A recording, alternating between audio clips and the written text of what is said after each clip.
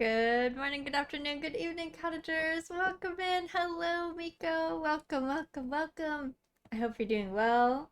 I don't know why my background music is just off in this space, but whatever. Somehow it got muted. um, alright, so today we are in Dorfromantik. Good morning. Hope you are doing well. Let me swap over. Get that all going. So let's see, turn off the background music. Let's turn on this, but like, turn it down. Okay. So, let's see, we're trying again. In here, let me see if this is going to show up. Because I don't see it yet. Okay, there we go. There we go. Dorfromantik is alive. I don't know if it's well. Sorry I'm late. I'm having a fight with the Nintendo 3DS eShop right now, so I don't know if that's gonna get resolved or not. Seeing as it's shutting down like tomorrow. But welcome in. Hope everyone's Sunday is going well. That is the face that I made, Miko. See, basically, also hello Z, welcome in, good morning. So the Nintendo 3DS eShop is shutting down on Monday, as in tomorrow. And there's this big patch for Story of Seasons Trio of Towns, that, like, a big expansion pack that added like a bunch of stuff into the game that I wanted, but I didn't know where my 3DS was. So I've spent the past like week or so trying to hunt that down, but I couldn't find my 3DS, but I found my husband's 3DS. So I was like, okay, this is fine. And then apparently you can no longer add funds to the 3DS eShop with like a credit card. So I guess you have to buy the games from the shop with your credit card, I would assume, online, and then send like a download code to yourself. But I think you have to be logged in, I would assume, to the correct Nintendo account. And my husband left before I could ask him if he even remembered what account was linked to this 3DS. So I may be foiled, basically. So we'll see. We'll see what happens. But it was a little bit of a downer. I read an article where someone spent $16K to buy all the games off the eShop to donate them. Correction, it was $22K. See, I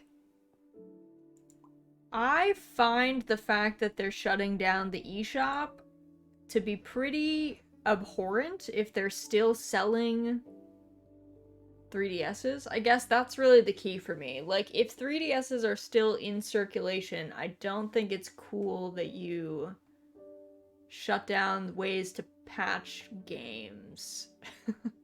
If I'm gonna be honest. Or, like, remove online play from some that had online play, which I assume is part of that. So, I'm not a fan of that choice. Unfortunately, that kind of behavior is not illegal in the US. It is... There's some levels of it is illegal in Europe, because to them, products are products, and you have a lifetime license, and so companies cannot just, like, sell you a game and then turn off the game. But it's a weird space. Don't tell Nintendo that I'm saying all this, or they'll be like, you may never stream Story of Seasons ever again. And I'd be like, ooh, bummer. But yeah, I'm not the biggest fan of that move. It's not my favorite. But anyway, we're in Dorfromantik. My blood pressure is coming back down to normal levels. Hope everyone is doing alright, though. Hopefully Sunday's looking good. Giraffe, thank you for the short hair redeem. I will do that. I think it's this toggle. And thank you for the hydrate and the posture check. I'm luckily, since we just started, I'm not shrimped up as much, so. But happy Sunday, welcome in. Dorf is good for that. Dorfromantik is the king game for bringing down your blood pressure. If you ever get angry, just play some Dorfromantik and you will be cured. You shouldn't be shrimped up. You should be ragdolled. It's hard to ragdoll in a chair though, because then you end up just like slumped, you know? Also, Miko, the threaten me redeem. Alright, I don't know how you would threaten someone. I guess, okay, during a Hanami picnic, it would be like, hey, this is my picnic spot.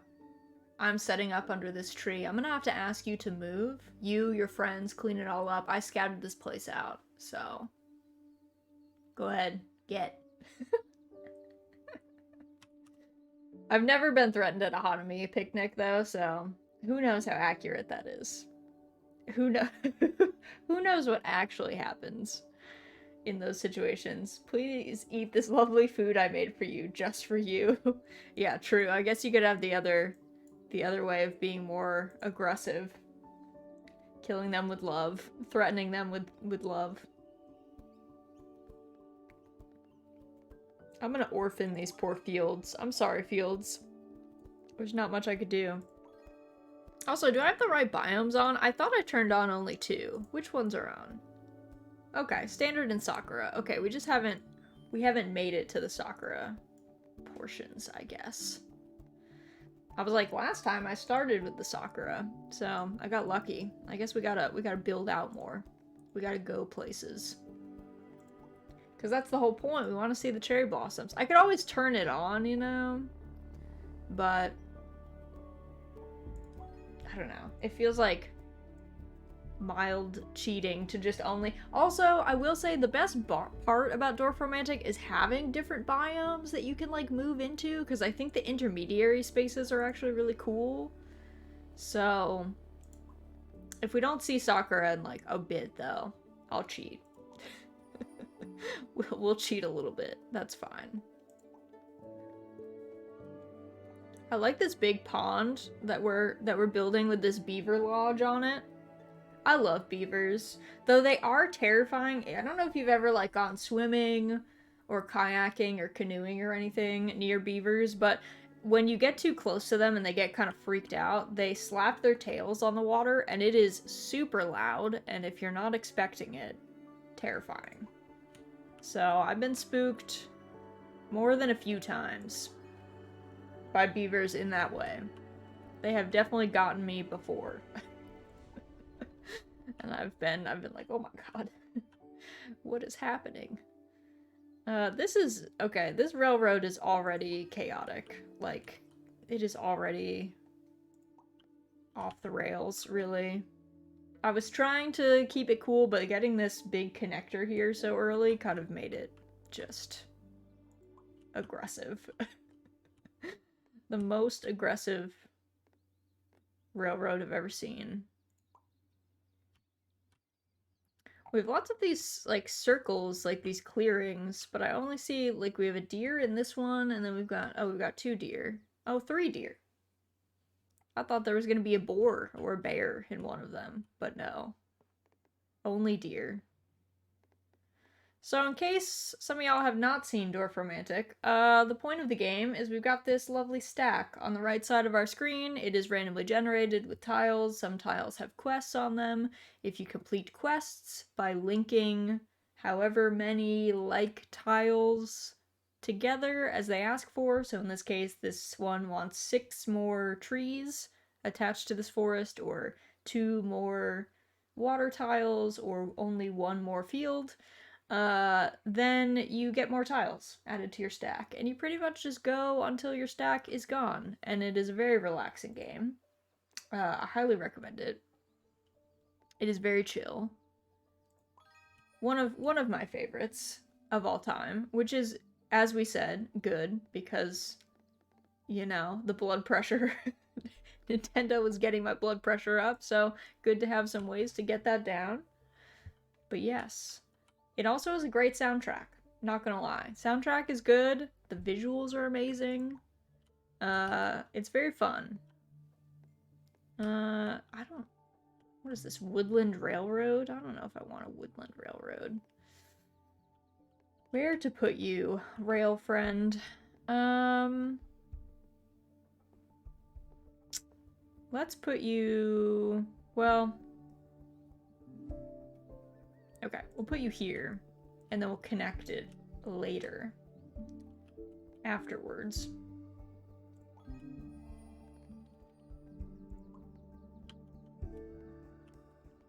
I have so many, like, ugh, I hate these ones. They're like the tiny, tiny, tiny forest tiles. They'll have like 3 trees on it, and they're like, connect 325 other trees to this tile. And you're like, bro.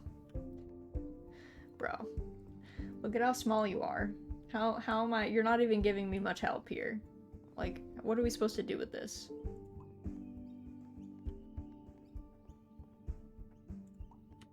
The forests are being a little mean today. They're not normally so mean to me. Forests are usually my friends. They're usually the tiles that are the most kind to me.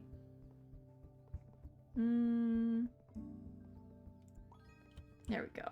And then, let's see. We haven't gotten as many fields. I'm kind of shocked.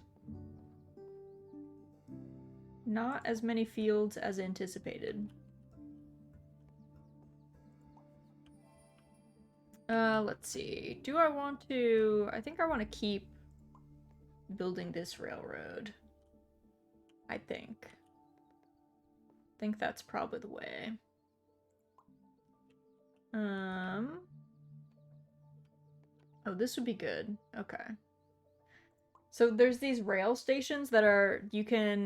They link railroads and waterways, which is actually super nice. Because railroads and waterways are not friendly with, like, most other things.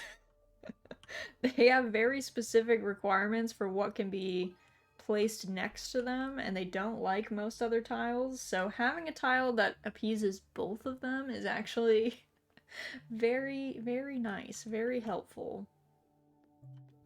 We love to see it.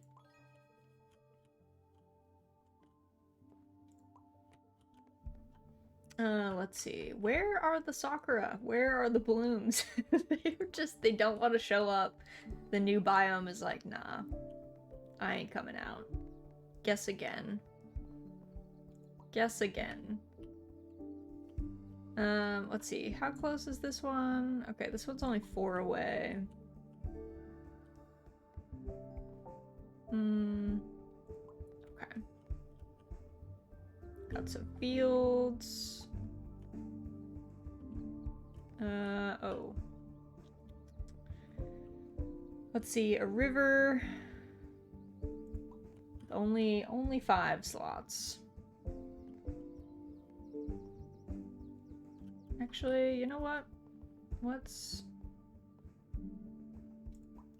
close off some of these.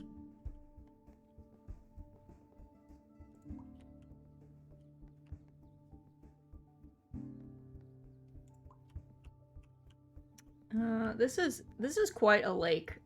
I feel like there's a lot of beavers in this lake, so these people's houses might flood. I won't lie. They also have this, like, weird, this crazy ruin nearby. That could be fun to go hang out at. Though I think, personally... I don't know. I'm kind of eyeing this house. It depends on what gets put next to it, I guess, but I like the vibe of the house just in the woods. I'm a fan.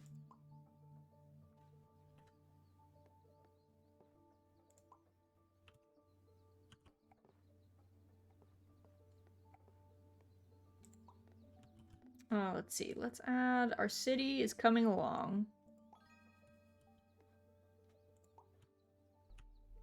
City's happening.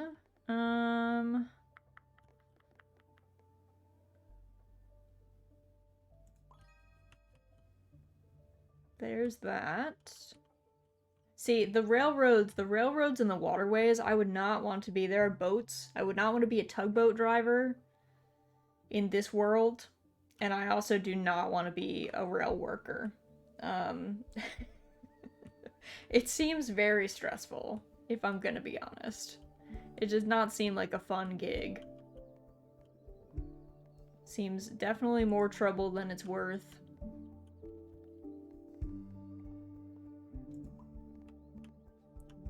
Like this, I don't even...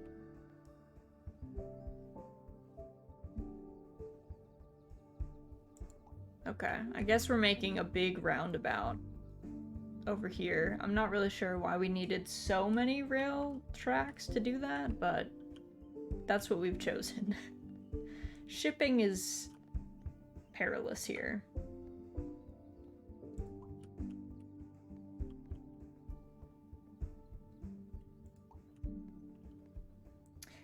Z, thank you for your 4 Guelph flex. You have many frogs. Thank you for sharing your 15,000 frogs with us. It's quite a lot. They must be very loud.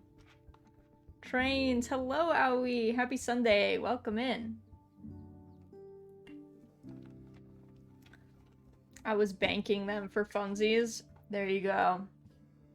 We don't have a whole lot for people to spend points on. Like, unless... Wait, oh, wait. Oh, Q and E rotate? Since when? Since when has that been possible? Oh my god. I thought you could do it with your mouse. Crazy. All this time. I could have been living in the future. Also, okay. I don't know where the sakura are right now. Let's turn off. If I turn off and then turn on, oh, standard stays. Okay, well, this is the sakura biome. It's really pretty. I wanted it to be with another biome. It's very cute. Cause like look at all the pretty cherry blossom trees. And the houses have become kind of orientalist, if I won't lie. But I kind of like my favorite is because this one changes like all the buildings as well. Not that the other ones don't change the buildings, but the architecture is usually the same. It's just like slightly different colors on stuff. But because this one changes the actual architecture of the buildings, it's really fun to have another biome because you start getting towns that have 2 different architecture styles, which is joyful. I wonder what happens if I turn on my favorite. Enchanted biome. Okay, let's try Enchanted with Sakura. I wonder how that one's gonna look. I don't think I actually tested that one out. Enchanted is like a very dark fairy tale biome, I guess. It's kind of Halloween Town, if we're being honest. And the Sakura one is obviously very bright, so I'm kind of interested to see what happens when we eventually get into a space where they both exist. Though thus far, they have not been both existing.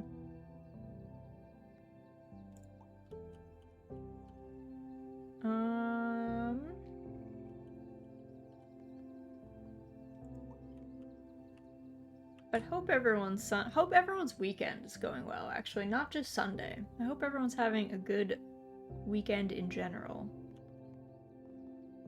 Mine has been, I don't know, pretty medium. I guess I was feeling sick yesterday, so that wasn't so great, but otherwise it's been fine. I'm doing pretty good. Yay, I'm glad. I am glad. Okay, we're gonna complete this bizarre railway that we have going on here.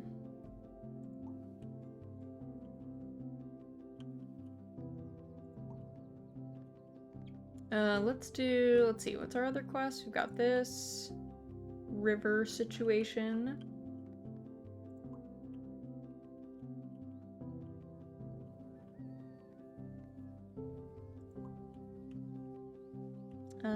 Let's see, more railroads. fields? Can I... Okay, can connect both of these. That's good.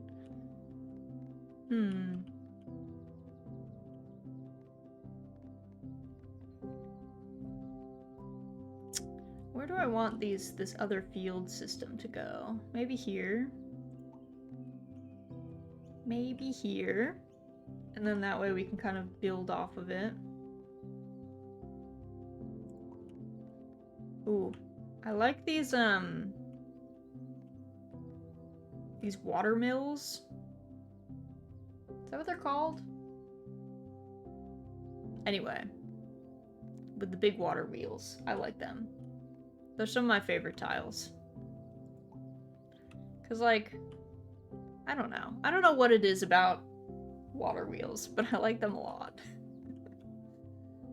They're probably not as fun to work with, but they're fun to look at. Let's see, let's do this, and then...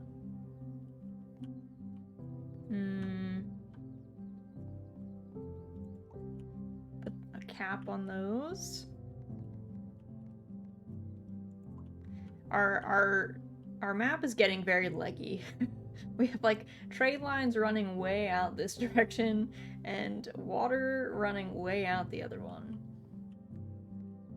So maybe not the best combo.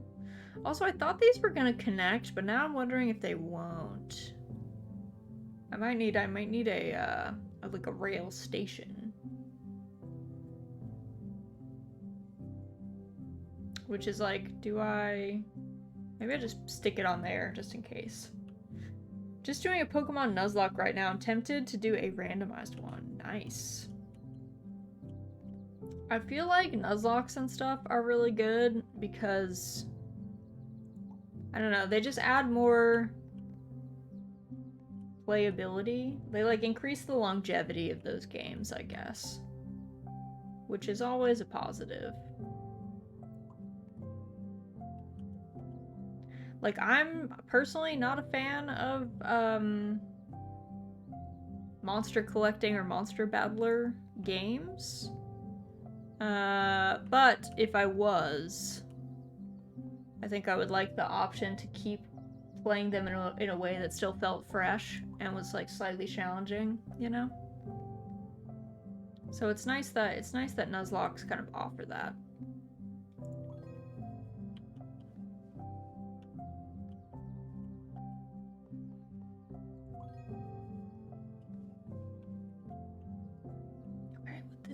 Oh, that would connect those. Okay. Okay, so I just need one of those little swirly train lines. I've been in the mood to play RPGs, to be honest. I'm streaming Persona 5 right now. Nice. Yeah, I mean, we've talked about this before. I don't like most games. So I'm rarely in the mood for anything other than farming sims. That's usually it. Okay, these... I don't know what it is up with Dorfromantik today. It does not want a biome switch, so I guess we're just gonna live in Hanami land instead. Because I'm getting... like, these are getting really long, and nothing was changing, which is not a good sign. I don't know how far out the second biome was, but it was not close. I could go for a farming sim right now, too. Farming sims, they're good for when you want to just chill, I think. If you need a bit more stimulation, they don't normally have a lot going on for you, but if you're happy to just kind of vibe, then they're in a good spot for that.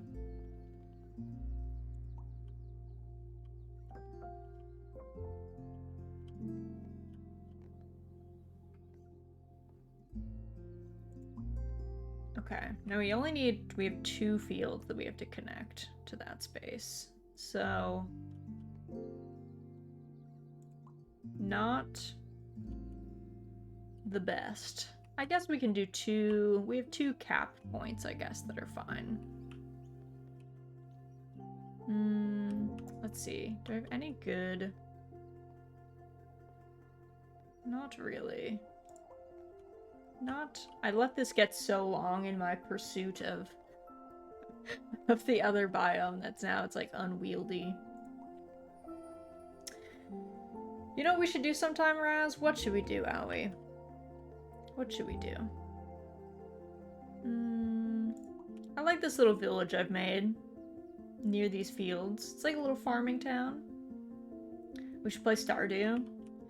Yeah, I've been meaning to, like, I should probably get Stardew as, like, a good casual co-op. I was actually, there's, like, this super goofy multiplayer game that's called, like, Farm Your Friends or something that I was kind of waiting to see if it would come out and, like, how fun it would be. It's really not a farming sim. It's, like, a battling game, but with farming. I think you're either by yourself or you're on teams and you're trying to like grow fruits and veg and then you're trying to like mess up your opponent's fruits and veg. It looks goofy. But yeah, in the meantime, I should probably just bite the bullet. Interact with Stardew. If it's any good, I might pick it up. Yeah, I was waiting to see, like I was being skeptical.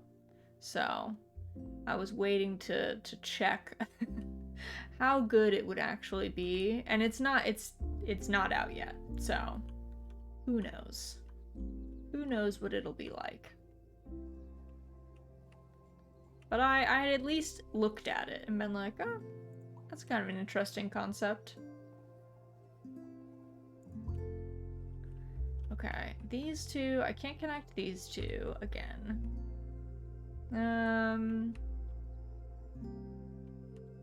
Maybe put one of these out here so we can, if we need to build another railroad, we have space to do that.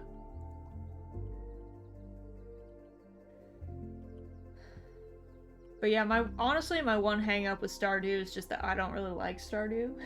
But it is the most accessible to play with other people. That is true.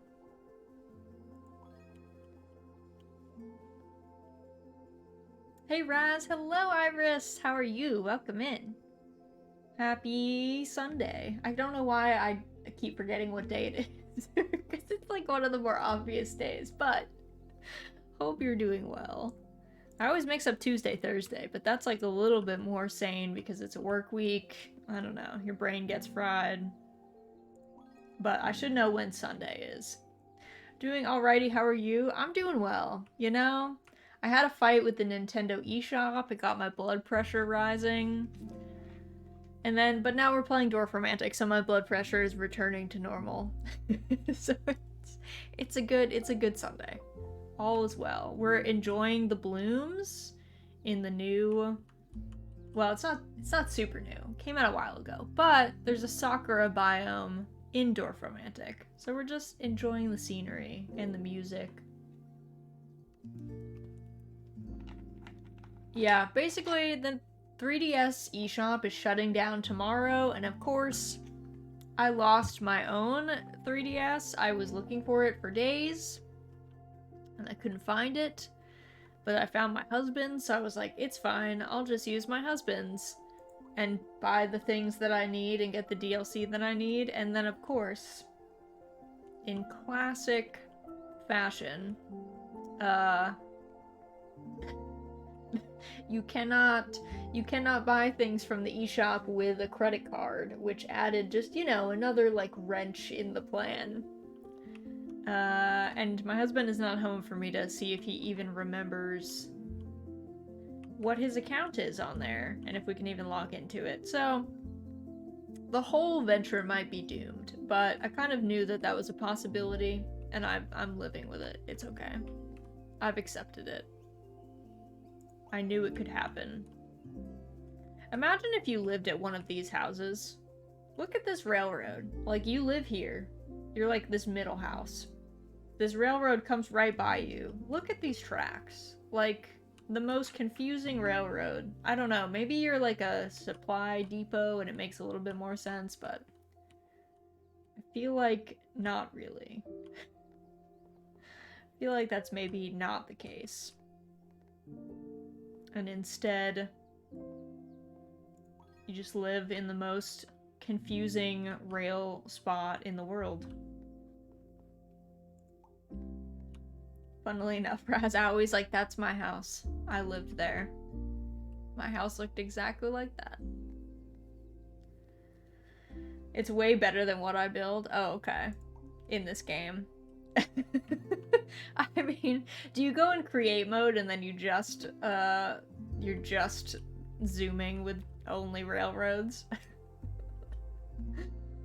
I kind of suck at this. I mean, I think I'm not very good at Dorfromantik. There are people out there who have some insane abilities, but I just try and keep zones, which is not the way to make like a really beautiful landscape, but I keep like the urban center, I keep like a railroad area, a river area, the deep forest, and like the agricultural zone. So because everything is separated enough, I can kind of build in a really ugly fashion, and it like works out kind of okay. But I still run into plenty of issues.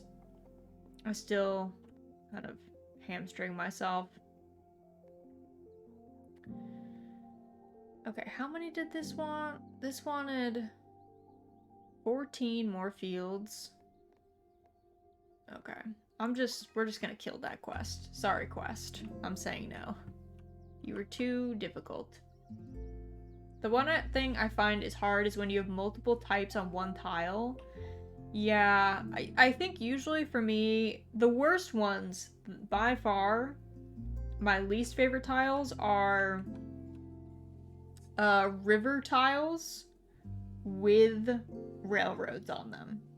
Those are probably the hardest. Everything else I usually just pick one type.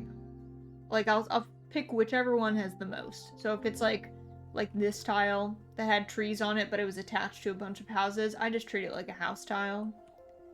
Or like, you know, this one clearly had a house in all these trees, but it's a tree tile because I had too many trees. But the combo of railroad and river is tough just because then you're really limited onto what other tiles can stick onto them, and that's the tricky bit. You can kind of get stuck with those ones. Sometimes I will say river forest, like this one, can actually be kind of annoying too. But it depends on if it's actually river or if it's a pond. The pond ones are not so bad. I would say railroad in general is by far the more unruly of the siblings there.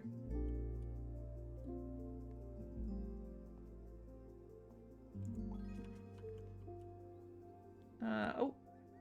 That looks like a forest tile. So you also, as you build out... Mary, Dorf, hello, welcome in. As you build out, you'll discover these tiles. And they'll start out looking like... I don't know if we actually have any other ones. No. They'll start out just being like an outline of a tile. And it basically is like, hey, if you hit this tile... it's like a predetermined tile. And so if you hit it, it usually has a quest attached to it, and it's like a particular type. So this looks like a forest tile with one of these fortresses on it. So that one's pretty easy. Sometimes you'll be like building your massive forest complex and you'll see one of these pop up and it'll be like a water wheel and you're like, ooh, I did not want a river to be over here. But that's how it goes. And you can get like extra points and stuff for connecting them and doing their quests. And there's a couple of achievements, I think, that deal with them specifically as well. So they're fun. They add some spice to the game, you know? A little bit more interactivity than just mindlessly building however you like. There is a create mode though, so if you really like to just build what you want to build, you can just do that too. That is also possible. Let's see. Let's put this here. But yeah, I am not a Dorfromantik master by any stretch of the imagination. I mainly play this game because it calms me down. It is one of the few puzzle games that I've found that even if I am doing badly and I get a bad score, I'm like not mad about it. I am 0% upsetty spaghetti when playing it. It's very calming.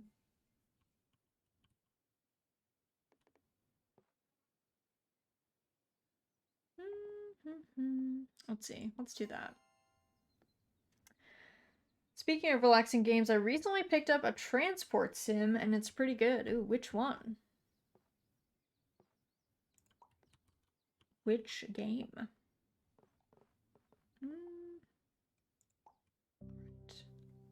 Transport Fever 2. Oh. I have never heard of that. But as we've established, there's many games I haven't heard of because I just don't play them, so. Not super unusual. It's really good. Nice. Oh, I'm glad you're enjoying it.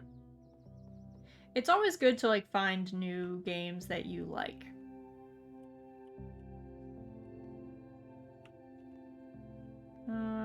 Yeah, okay. Do this. You can build railroads, trucks, bus routes, etc. Nice. That sounds right up your alley.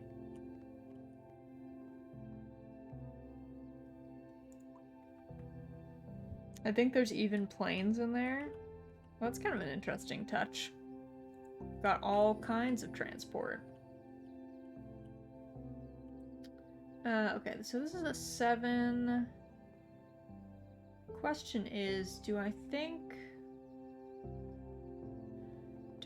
I can get a 2?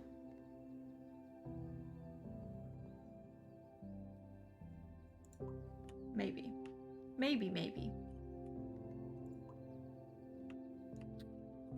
Alright, this one wants 43 river tiles. I think we can accommodate. We have quite a long river system going.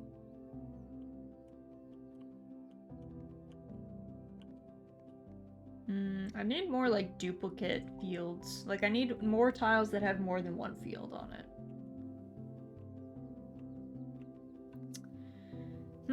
Okay. Railroad with 7. I guess I could go this way. There we go. Yeah, that's the other nice thing about these station tiles is it can be like a start point for a railroad, which is very nice. Very handy.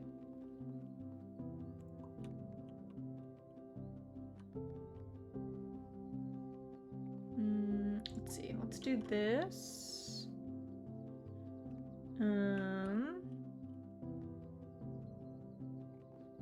Hold on. This one needs 7 more.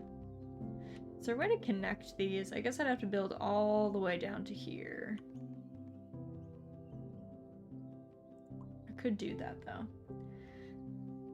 Haven't played it much, but it's my goal to build the best public transportation system ever in it. I think that's an admirable goal. I wish we had better like public transport around. It's really only cities that have even a little bit of decent public transport, and everyone else just kind of gets left in the dust. Supposedly it's highly moddable. Having mods is also very nice. Very handy.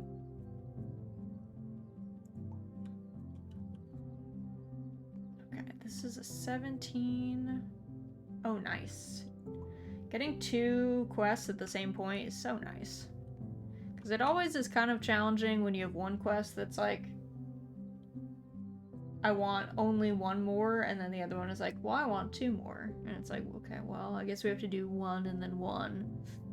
2 tiles do the work instead of just getting them to do their own thing easily. Okay.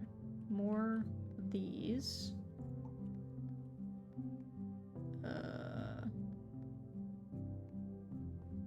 Let's do...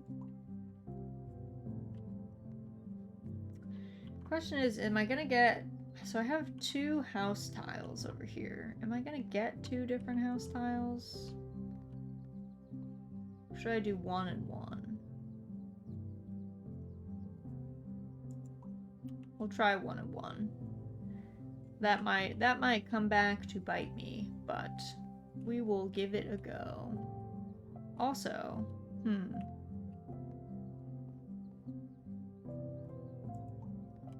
Alright, we'll do that. It's the smallest railroad known to man. Just goes into a station and ends. Even the best American public transport is worse than any European country. Even the cities have limited public transport. I may now live in one and have 0. Yeah, it depends on where you are, I would say.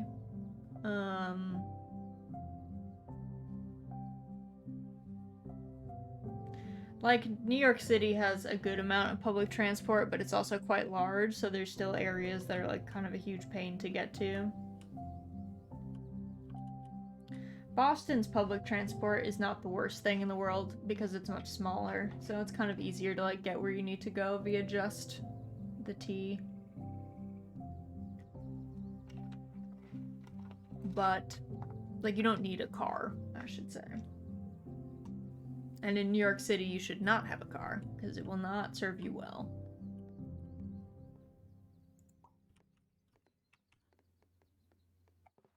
But not great. Definitely worse than a lot of places.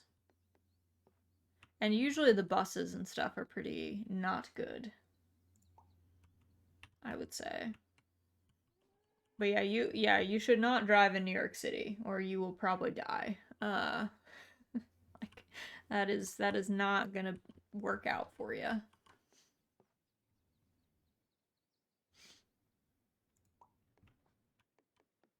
I mean, it's like that here too. There's a lot of, I guess there's a lot of places where you have to drive and it's still terrible to drive.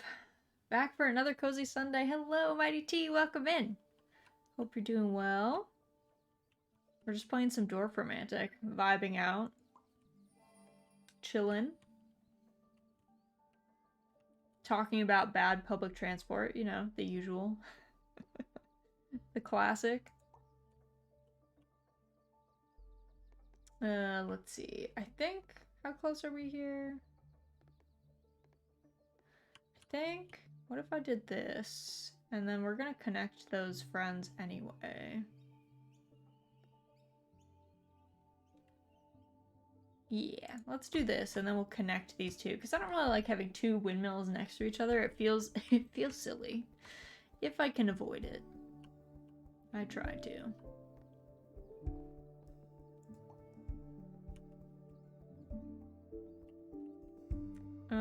Let's see. Can I go this way? I'm trying to connect this strange waterway I made to this larger waterway eventually, but that might need some finagling. It might fight me every step of the way. Yeah, like, let's do this. And then I keep forgetting that I need one more house. Singleton house. Let's see. Maybe we should build out. Let's build out this way. And then if I do this, is there a way to put this house down in a way that does not ruin anything else? Not really. Alright, I'm not desperate enough to do that yet. Not yet. Someday. Let's see. I think... Do I have any... Okay, no rail quests there. Do I have one over here? I do.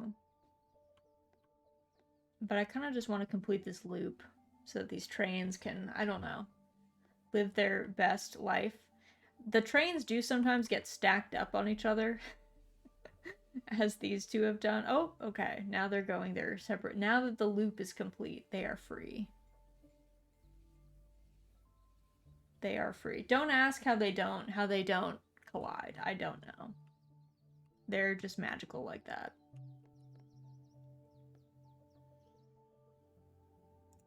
Okay. Crash. Yeah. Listen, we've had enough of train derailments for a while. I don't think we need more. We don't need to think about more train derailments.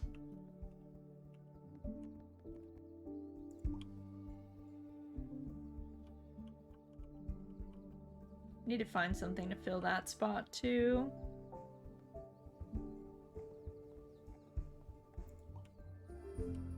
Yeah, see, my urban centers end up being very urban. Like, everyone lives very crowded together.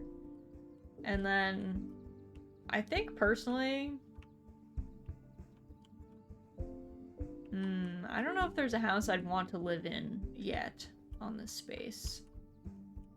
Because usually my ideal spots are like in the woods, but close enough to a waterway that if I need the water, I can just, you know, go hang out over there.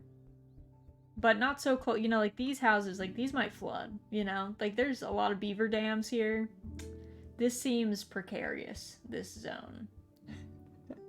So, I don't think we have not yet made a house that I'm like, yeah, I want to live there, for sure. Okay, these are kind of two stations close together, but I'm hoping I can link them soon, and then it'll be chill.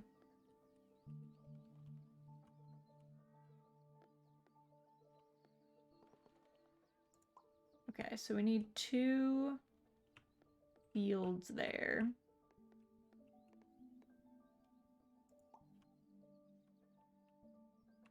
And I think we did have... This railroad is already going off the rails. Okay.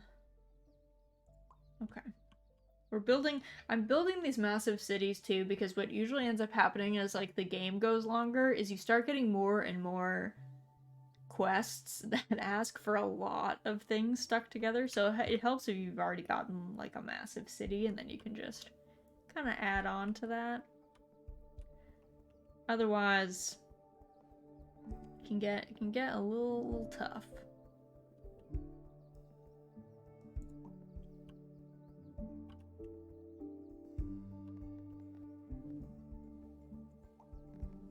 Alright, there's that. We've got more...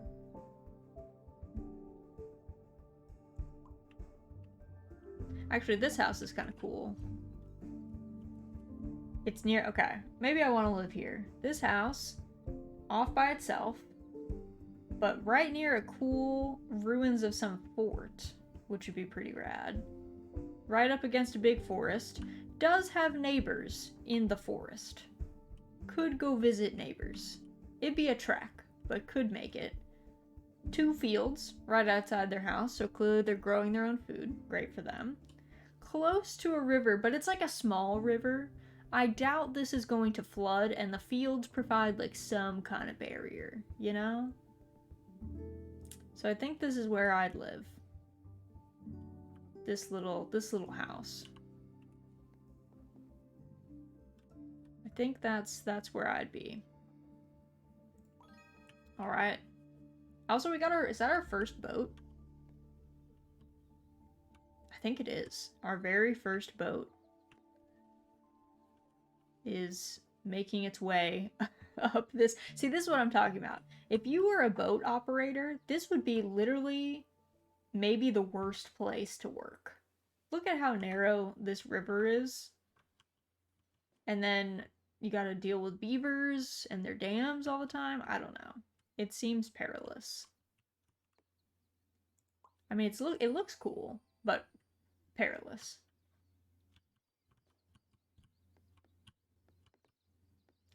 Clearly, it's all about the aesthetic and 0% practicality.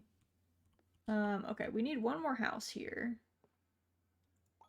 Perfect. And now we can link our two towns. Great.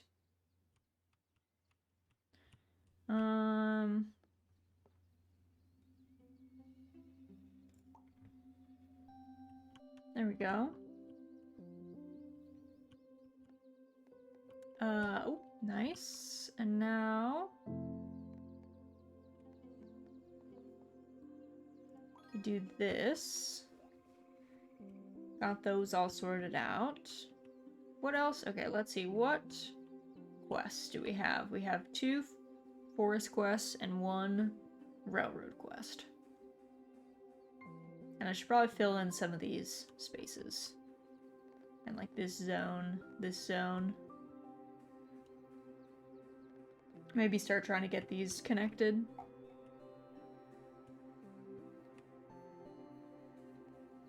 That said, my railroads and rivers are rarely nice to look at in this game. More often than not, I'm just building ugly spaces.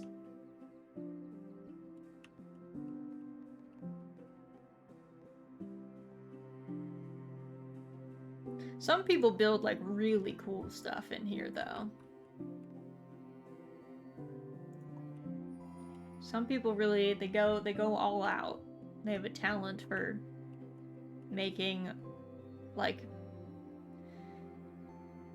zones that are good and fulfill like the puzzle requirements well, but also do not look like garbage. That actually look intentionally built.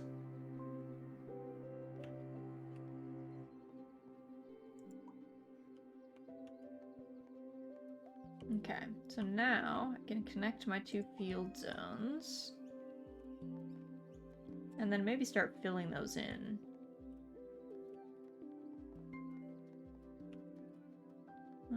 Let's see. It's kind of a lot of trees.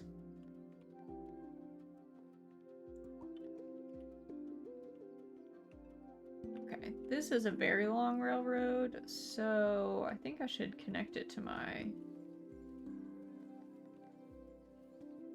Yep. My very... I don't know. This is a confusing railroad. It's very crunched up all in here. Lots of loops, lots of turns that don't make sense, and then it just goes like super straight for a while. I don't know that very many of these trains have decided to brave the long route.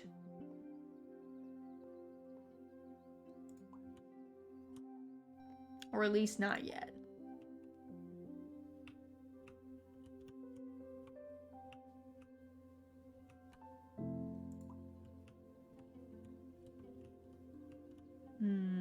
Okay. I don't know that I really want to put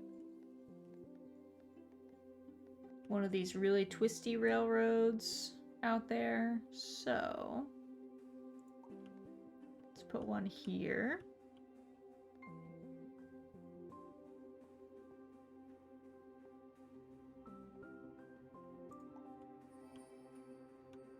There we go. It's a nice zone, all put together. Look, I even got myself a neighbor. Though that house looks like it might flood. I feel like being between 2 river spots is probably not the way. Probably not the most fun place to be in the spring.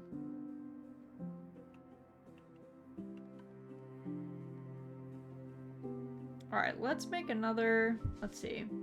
Oops.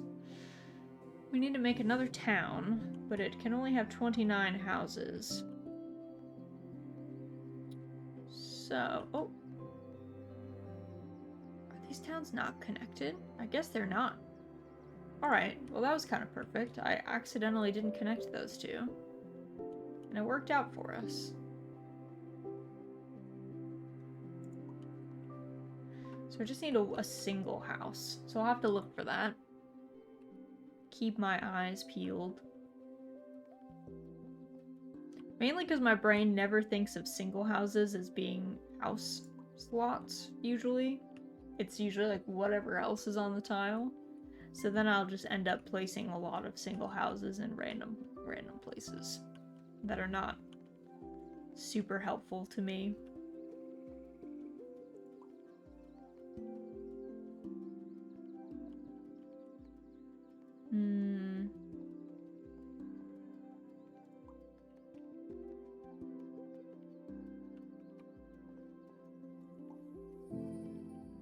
I'm like trying to close off. I don't like having so many field slots because I don't really like having orphan fields, so I'm trying to make it a bit more compact. If and when possible.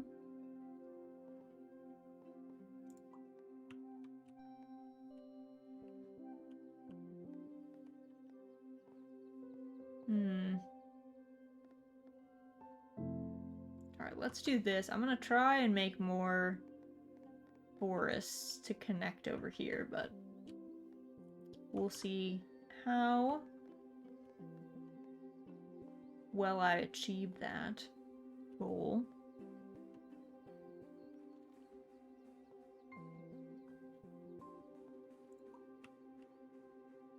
Actually, wait, go back. Let's do this. We don't really need more fields. And then, I think I can connect... Okay, let's try and get these connected to my much larger spot. Also, what if I turn on my biomes, now that I've made more of a thing?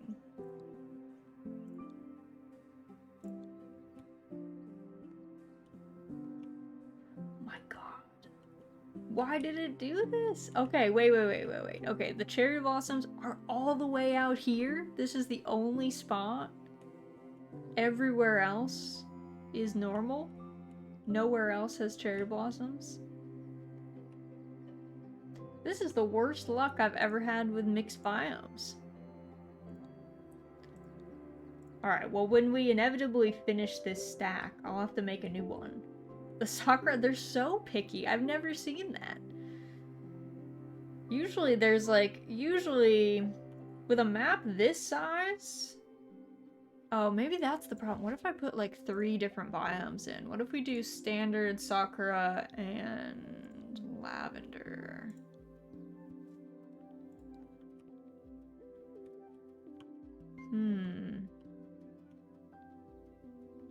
Okay, that helped a little bit. There's like some others.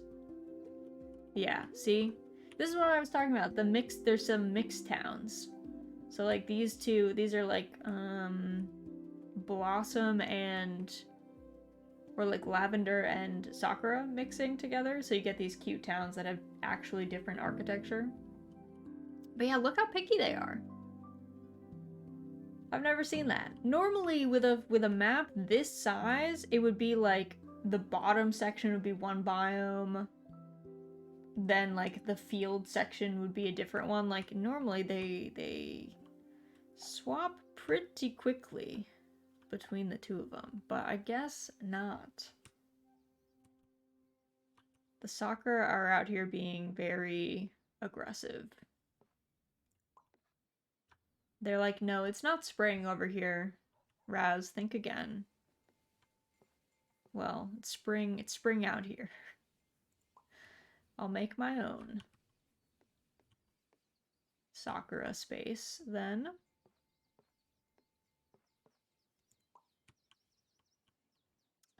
Okay, I need to connect these two together. So...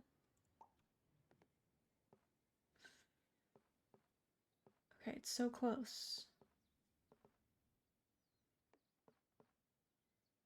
but not quite. So close, but not quite there.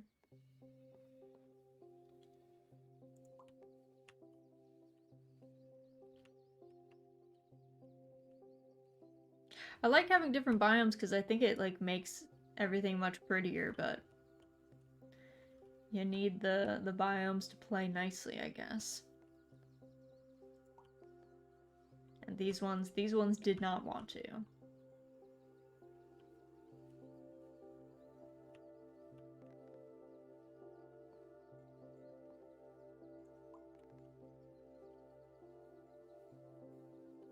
Okay, wait, okay. These should connect, right? Wait, how many does this need? 138.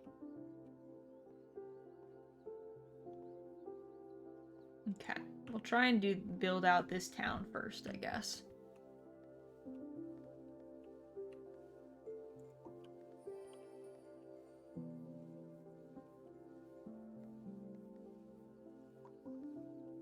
Oh, I heard, oh, yep, one of these, the special tiles, they make like a little, like ping sound when they pop up. It's a little audio cue.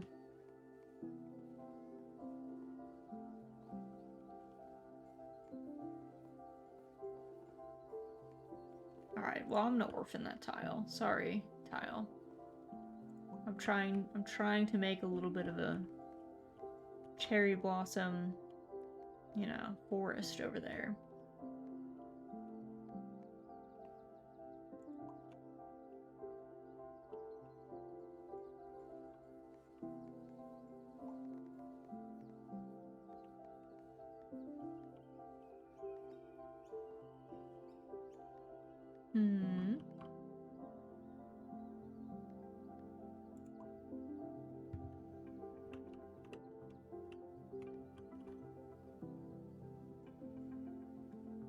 Let's do this.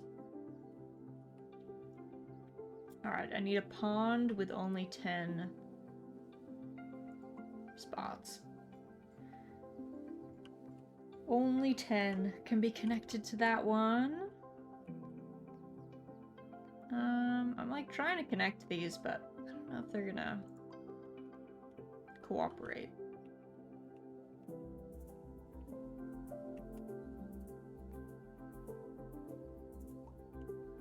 I do love the lavender fields, though, to be honest, lavender and cherry blossoms would not be around at the same time.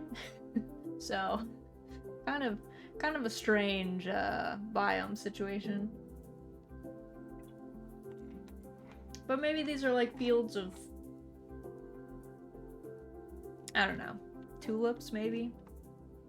I don't know. I feel like even early tulips are not quite, okay, crocuses. They're fields of crocuses, that's what we'll say. Because there's not a lot of flowers that bloom at the same time as cherry blossoms. That makes sense. There's a reason why they are native to Japan only. They do well in lots of spots, though.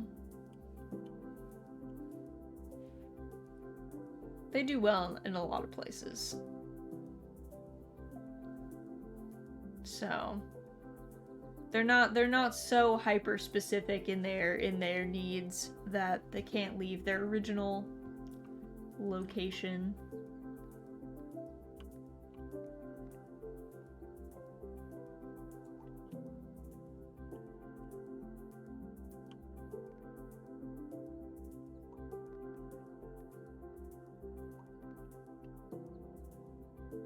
These are kind of cute. I kind of like these houses too. I would maybe live there. They're a little close to this like urban center, but like this could be a cute town. The clock tower, a little pond nearby in the middle of a lot of fields, a windmill.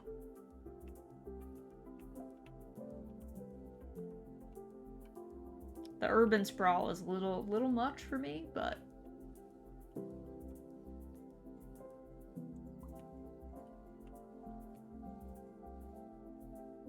I would definitely be happier in my house here by the river, but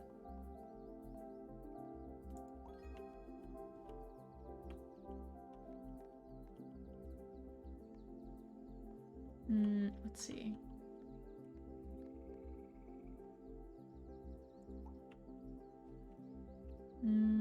I guess I need to actually start putting more trees in this forest, since we have so many quests going in here.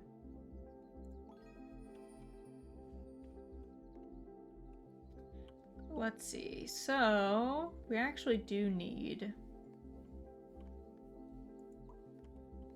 one of these out here, because we're trying to make this pond, and we also have the railroad, so that will hopefully come in handy later.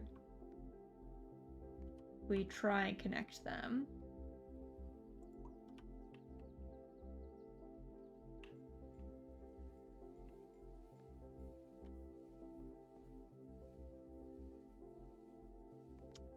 Let's put this here. Give ourselves a little bit more room to work.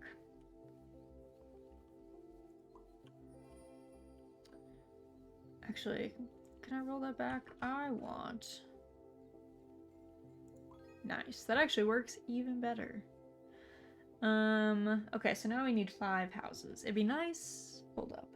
I think I see a 5-house cluster. If it's 6, I'm gonna be a little sad. Because it would have been perfect. 1,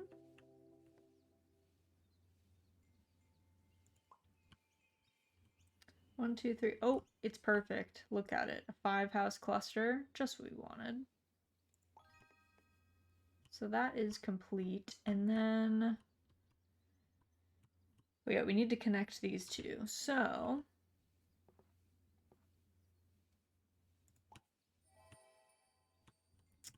let's see. Got some houses off in the middle of nowhere to find spots for. So how many trees do we need? We need a lot. We are big tree gaming right now. We need as many trees as we can acquire.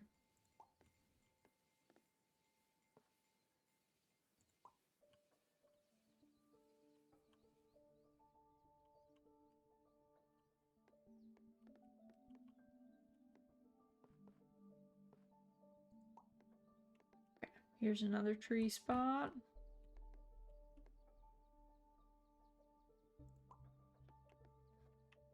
We're getting down to like the dangerous tile levels though.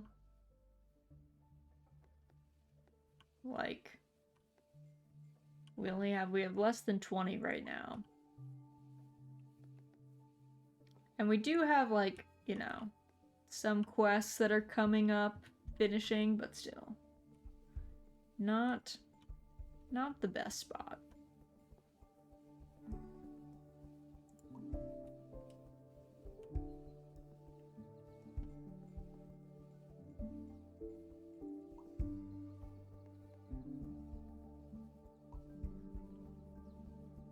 Let's see, so we need one more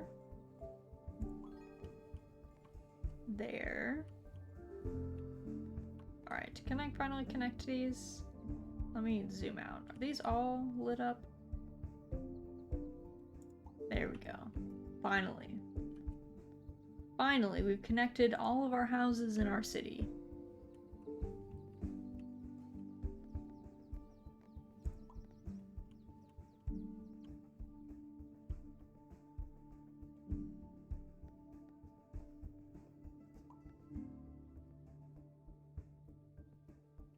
How close are we? Let's see. Nice, only 27 away.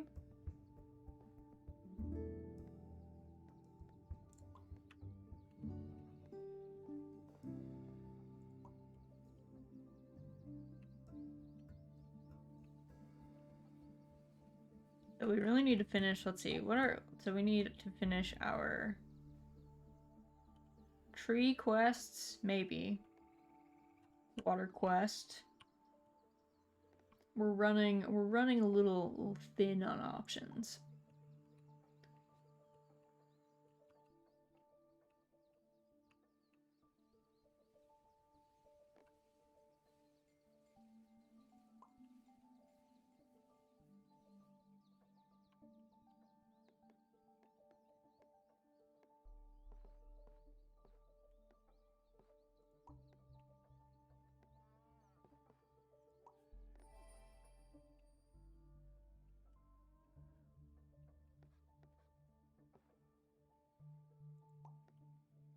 We'll say one of the best things about this game is how you can just sit. There's no timer. There's no rush. You can just build as you like. And like, especially as your map gets larger, it's kind of like meditative just to watch like the little boats or the little trains going on their little journeys, making their way.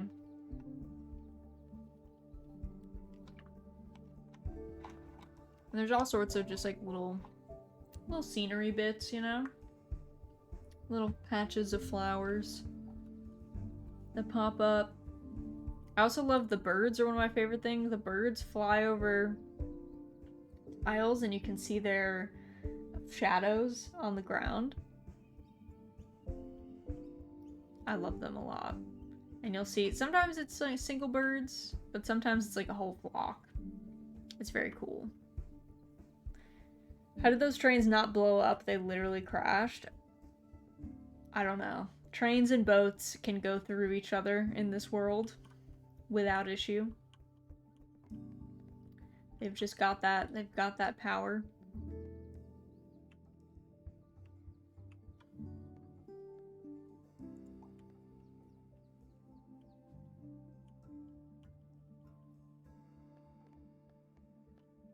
Let's see, are any of these...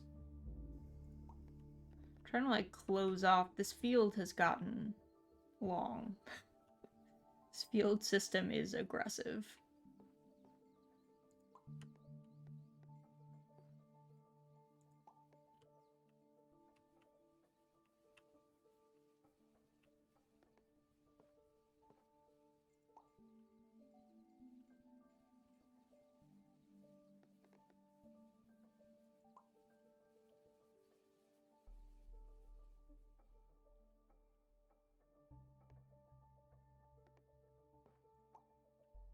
Yeah, let's cap some of these. My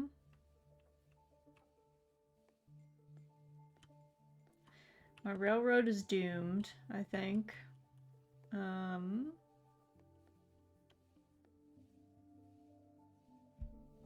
Maybe do this. I don't think we're gonna... Don't think we have enough tiles to finish anything, though. Any of these quests. So... let's see. Let's just...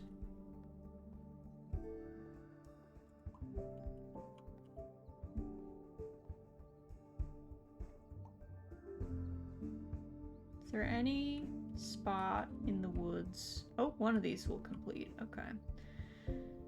I was gonna say, do we have any... Okay, we're gonna complete 3 quests at the same time. So we gained a bunch of tiles. The run is saved. The run is all good. Not actually. We're still in kind of dire straits, but we're not so bad off.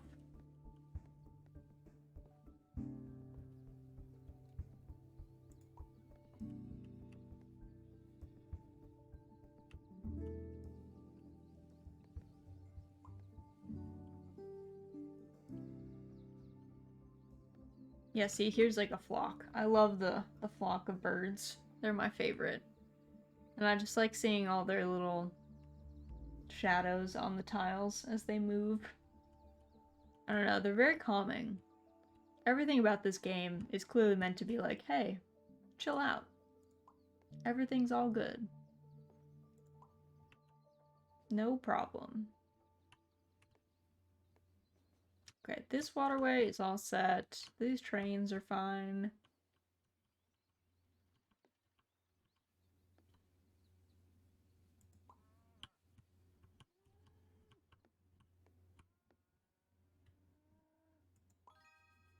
Okay.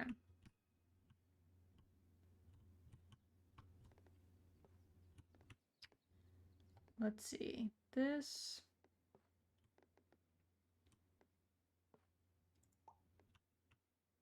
I don't know. How many water tiles do we have over here? 3?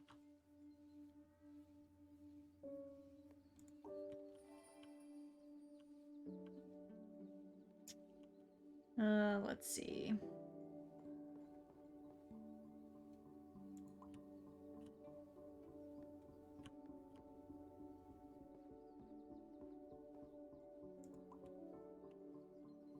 Let's see how long can we go?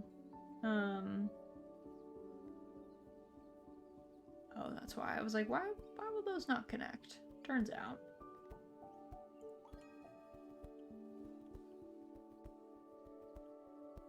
out, they are too close.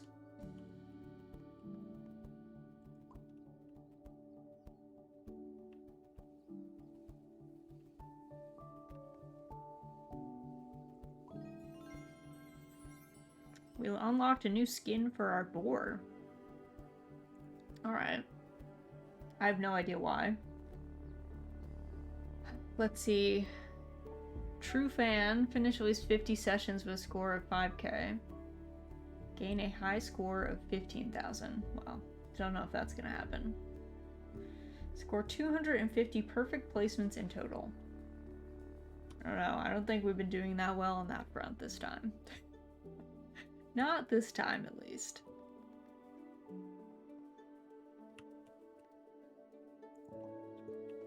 Okay, so this needs 66. My god. 66? Still not close? Okay, I guess.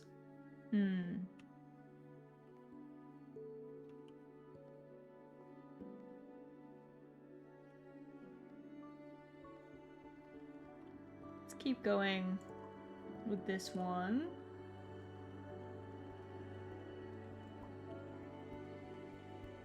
$151 fields. Okay. I was like, it's gonna be 50-50 whether we're close or very far off.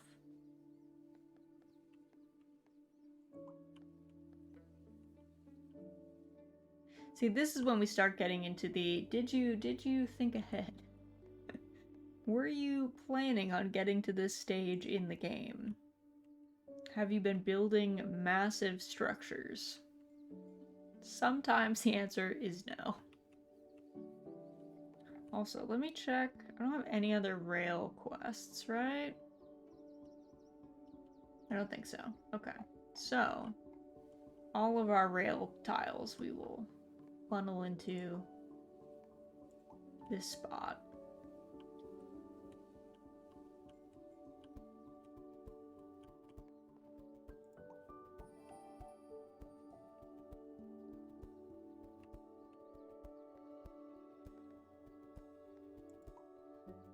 We got a bear. He's a chunky bear. Look at him. Sitting down, chilling, enjoying himself. I feel like he's got a nice spot set up. He lives in a nice forest.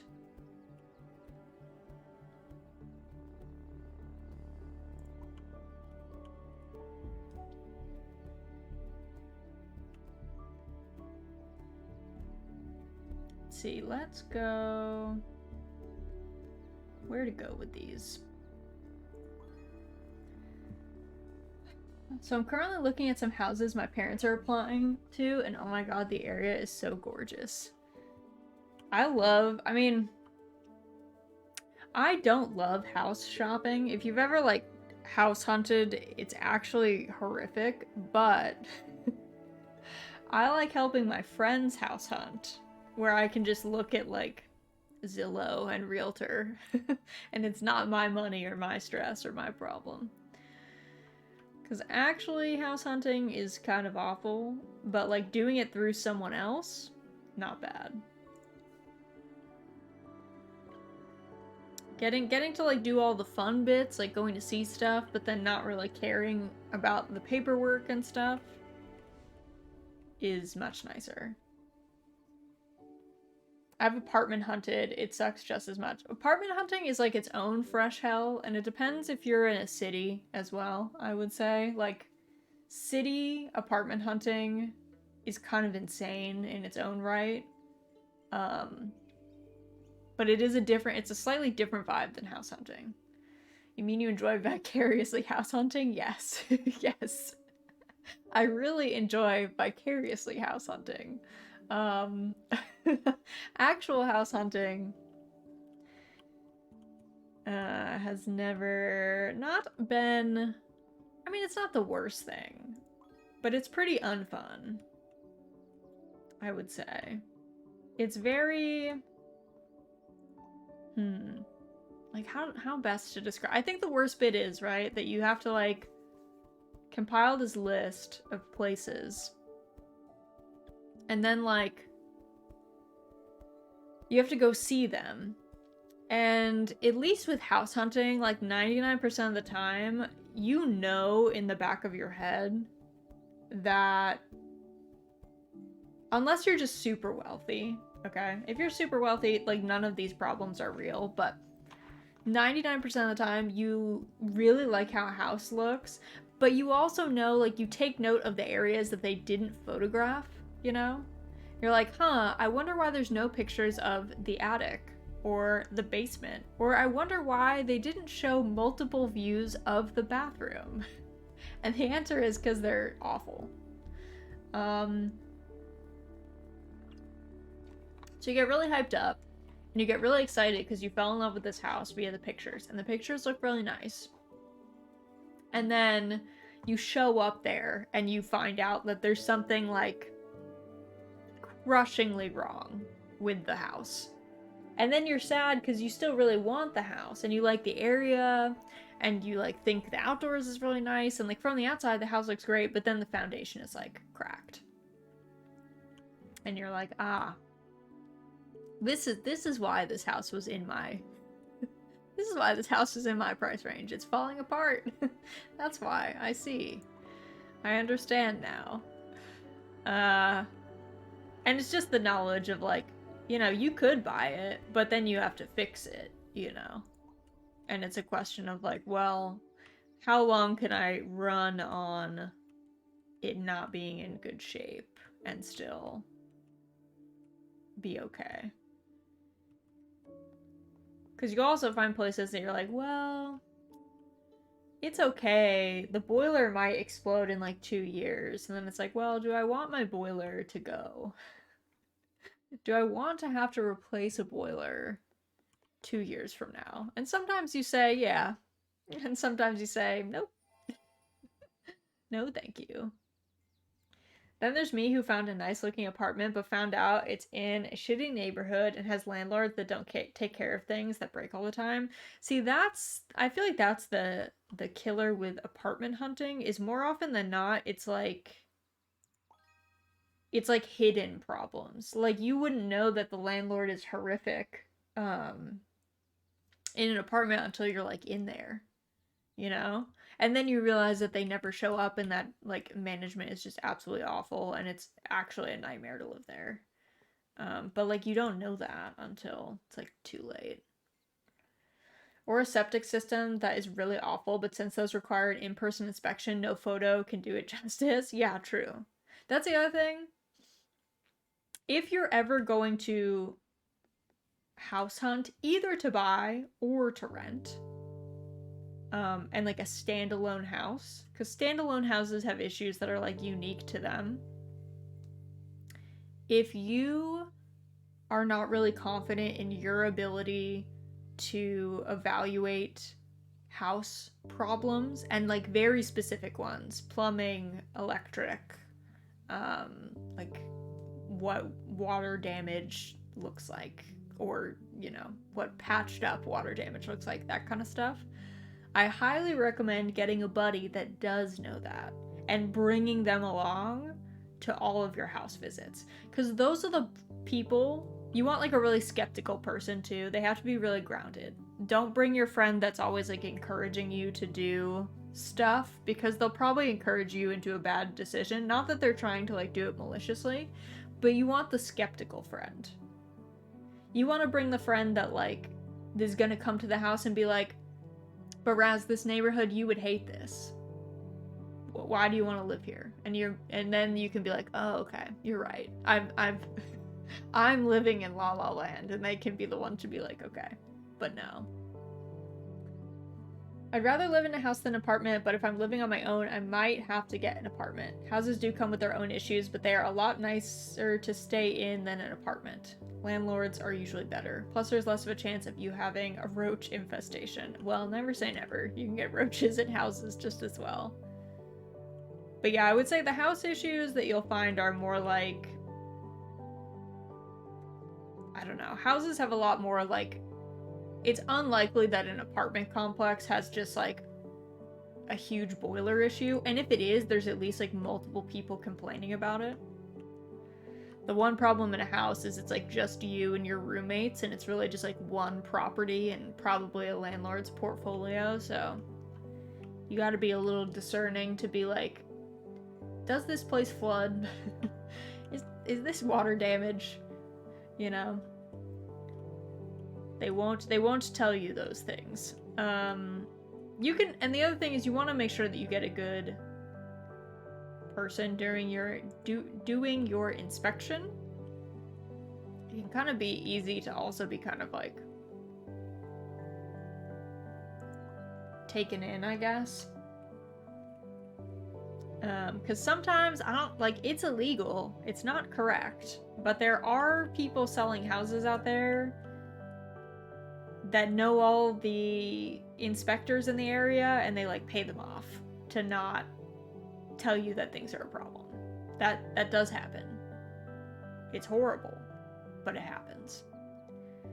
So it's good to have somebody that you know that can like be like, no, this is not right. That's not how that's supposed to look.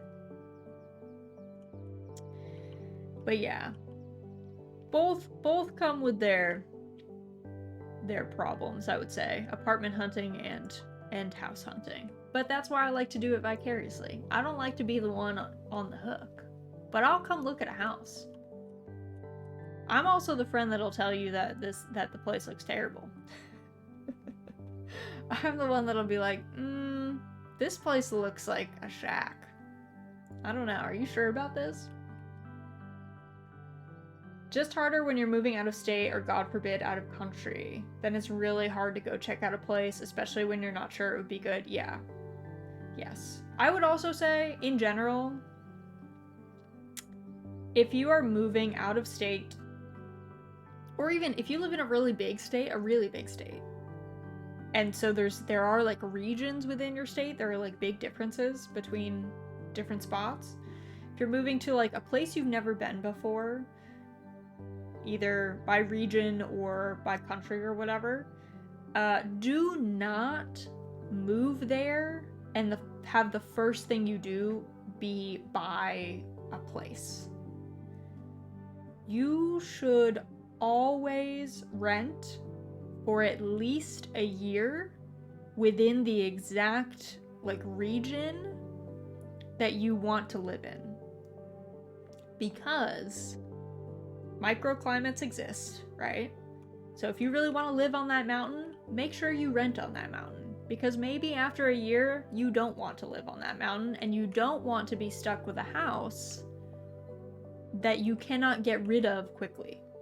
In order for you to make back the amount of money that you put into buying a house, you usually have to sit in that house for 5 years minimum. So like, you don't want to be stuck there for 5 years if you really don't like it.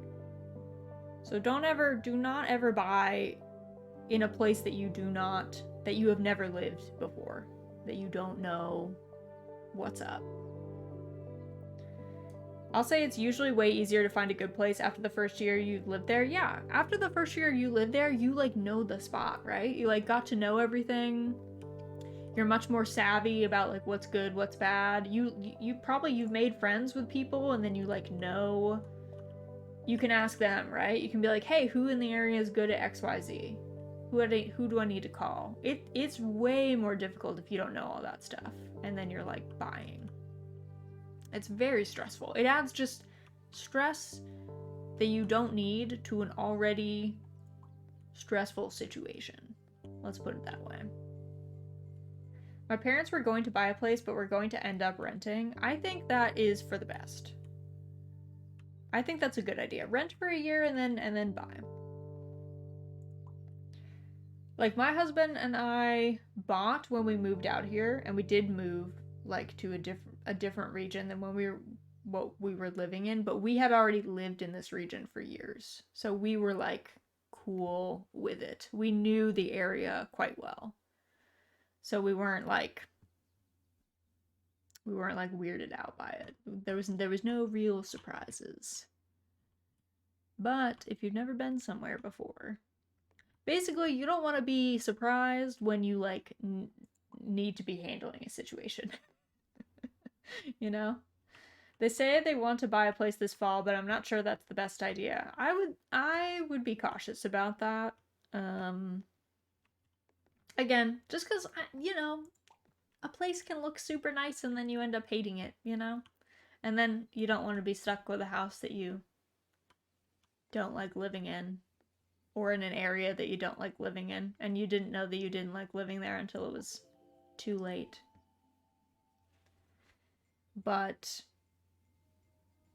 you know, that's how it goes sometimes. It's tough.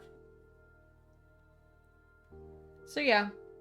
I mean, all you can do, I mean, you know, your parents are doing their own thing, so all you can do is kind of offer your counsel, and then, you know, just don't get mixed up in it, I guess. That's the real key. Just you don't be the one to buy. At least my lease ends soon, though. That's good. When are you moving again, Aoi? Is it in the summer that you're moving? Or in the next, like, month or two? Alright, let's try again. That was a good run. Let's see. I usually, off of the starting block, I normally put, like, put things kind of far away from each other if I can. So that I have room to grow.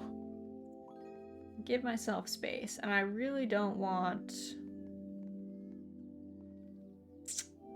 See, this is what I was kind of afraid of. I don't really like having railroads next to other stuff. So...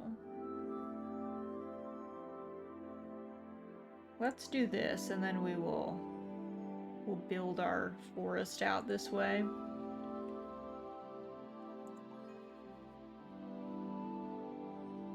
Your lease is up, you're moving out in May. I feel like May is a nice time to move. Maybe it's a little stressful because I guess May is also when like kids are graduating from college, so they're probably also moving out. So maybe it's like hard to get movers and stuff at that time, but the weather is at least not baking, which I think is key. Moving when it's really cold or really hot is terrible. Each in its own awful way.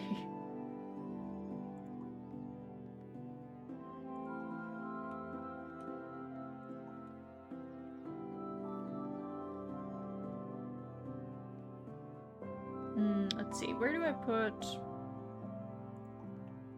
let's put houses out this way.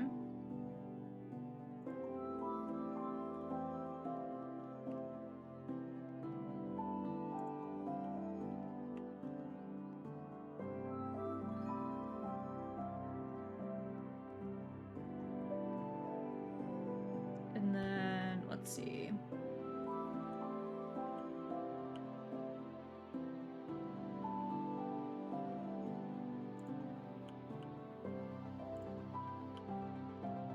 There we go.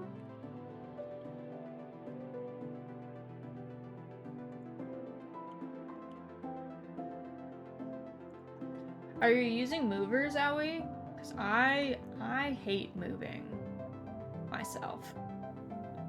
It's like actually one of the worst things. 0 out of 10. Do not recommend.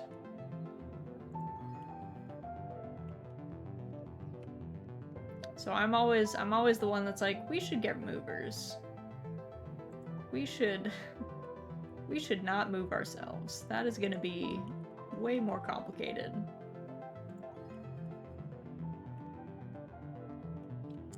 I don't know how I feel about all of these little town squares that have like 2 houses on them. Not my favorite grouping.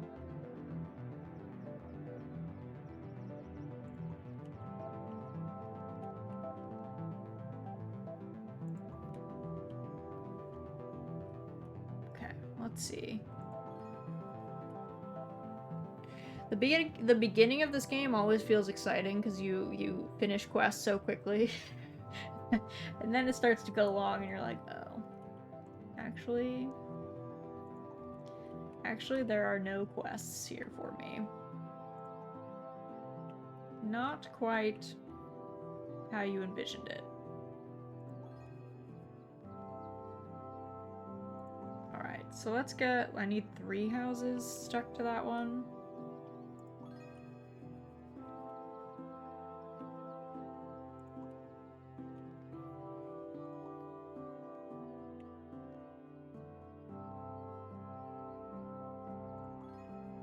Okay, we're gonna build more off of that.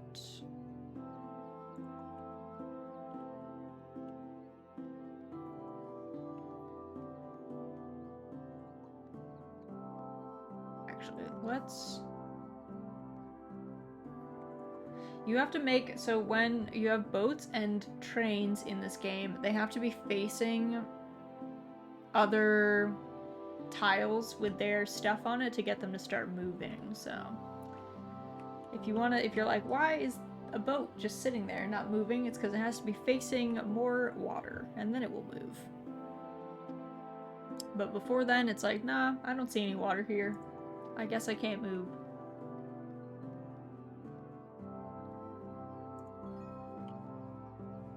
Okay, let's not make our lives harder than they need to be.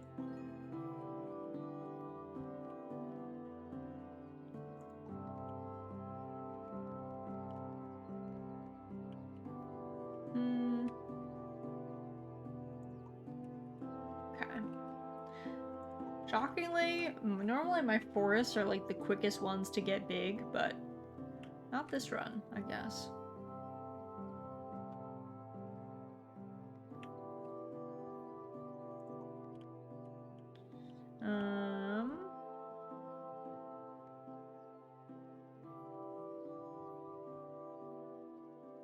Okay, I'm gonna put this here.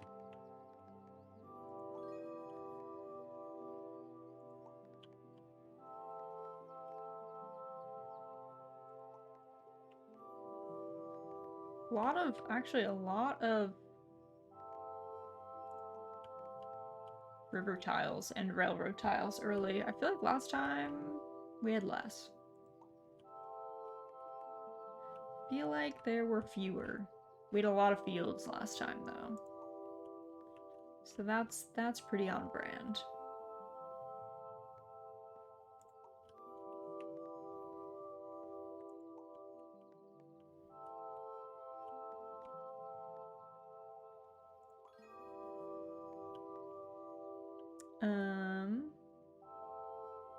What's the best way to do this?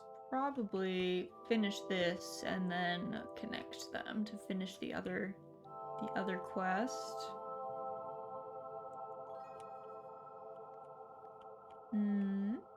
Let's see. Oop. We found a sakura biome. I guess standard biome and sakura don't really like to play nice. Which I guess is not the most surprising thing in the world. I guess it's not that weird.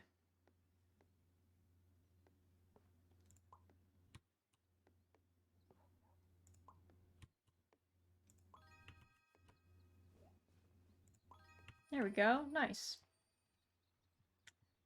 Nice, nice, nice. And then... You know what? I kind of like these, like, I don't know, curvy loops we've made with our our railroads and our waterways to start, so they're not exactly all over each other just yet. Just yet. There's always time.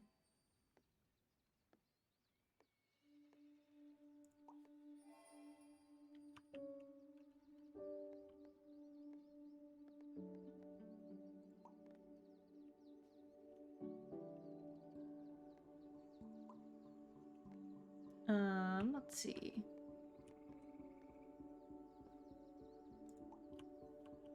I also am not sure if the generation of the tiles takes into account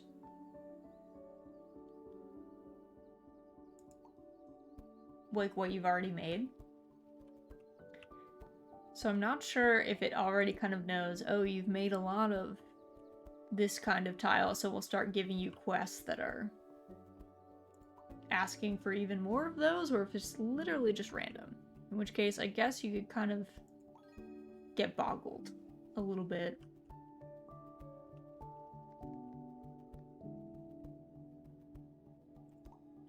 But yeah, I haven't like super investigated all the different options in Dorfromantik. I've actually also never played the creative mode, which a lot of people seem to like as well. Lots of people seem to be big fans of the creative mode. Because you can kind of just build as you like. So if you want to just like build nice sceneries. I like the puzzle element, which is why I tend to just play the puzzle version, but it is cool either way. It's a very relaxing, very chill game.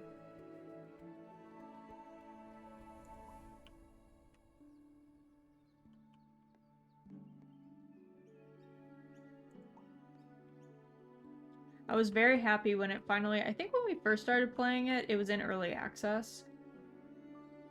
And then when they left early access, like the OST and stuff got updated, and I was really excited about that.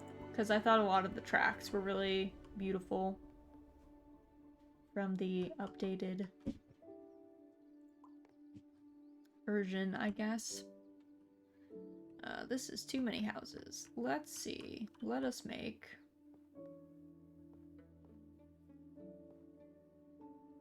Let's do this, and then we'll build out 22 and then loop it back in.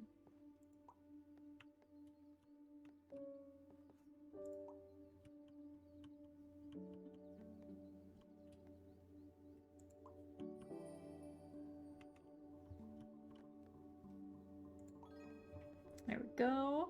That is all set. Still doing the weird loop thing, but it's a little less wonky, I guess, than it was before.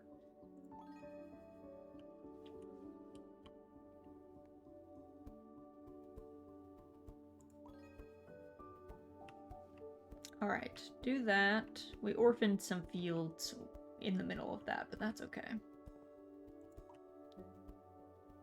I feel like orphan fields are like my signature in this game. I often are making those happen, so.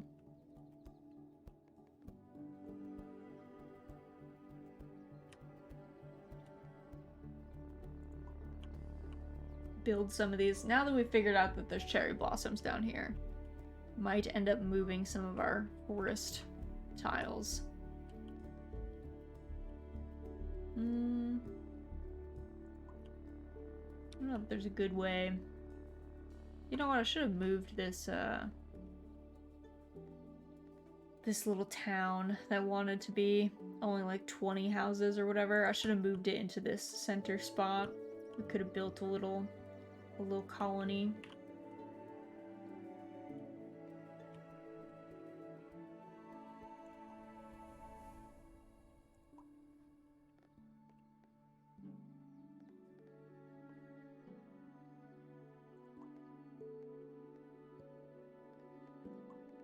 And let's, yeah, how many? Oh, this wants 400 trees.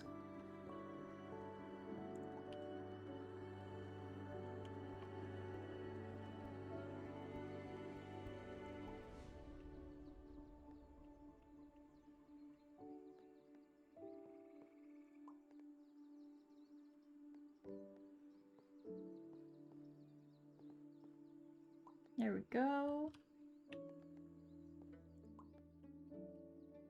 Now I just need a single house, but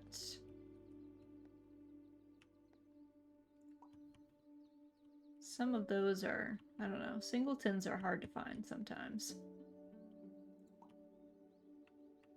I feel like I don't have a lot of luck with them.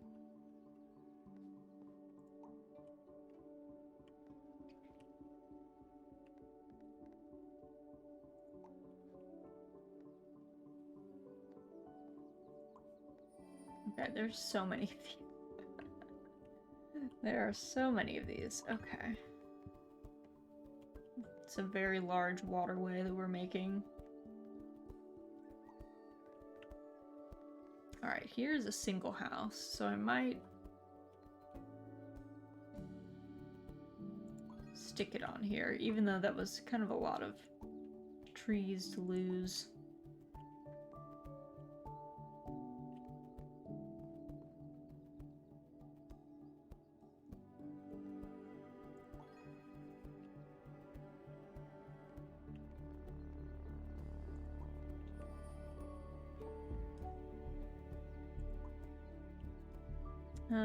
Let's see. Keep building these out.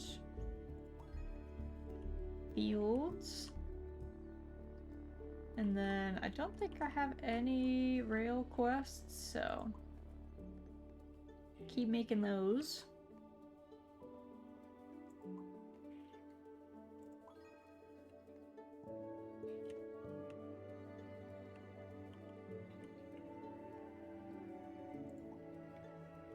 Oh, here's a rail quest. It's only 7 though, so it's definitely not gonna work. Let's build.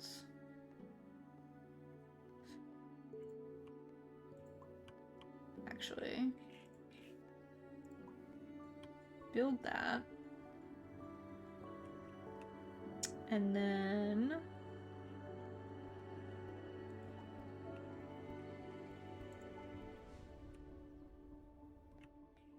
there's all that. Let's see, can we...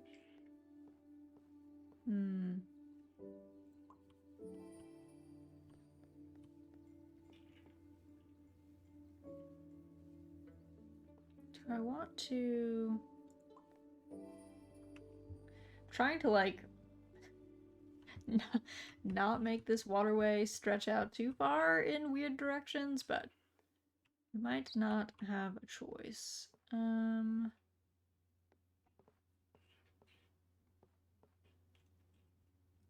Let's do this, and then I think I still need to connect this main city to that top section.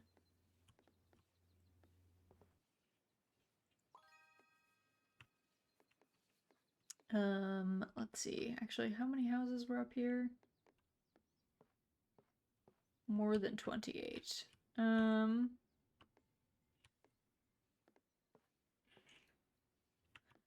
Yeah, I don't think we can connect 23 onto there. What if we do... It's tough when there's only like 2 houses. I guess we do this and then we hopefully build out this way.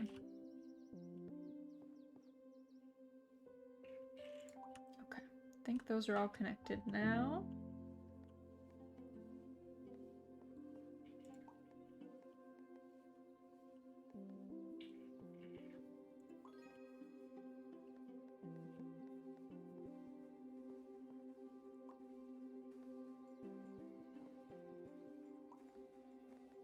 And then, okay, I think this one, yeah, these were both 28, so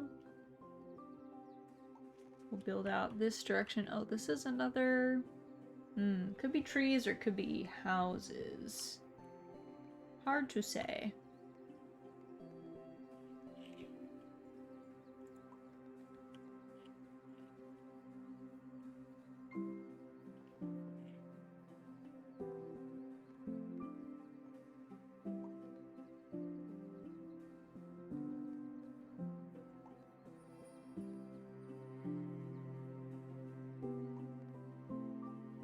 Let's keep building our railroad farther and farther away. It's kind of weird that our railroad is nowhere near the city, I guess. I guess people are walking on foot from this spot.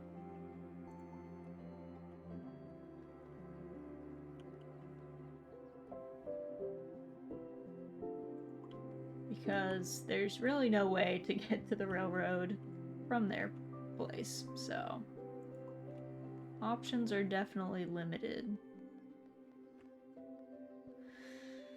Also, before you ask, Raz, why does that town have 2 clock towers? Don't worry about it. It just, everyone really wants to know what time it is at all times in this place.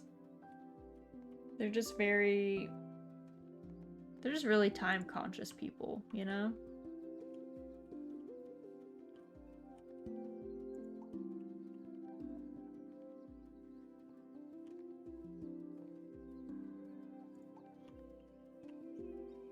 Let's see. Can I do...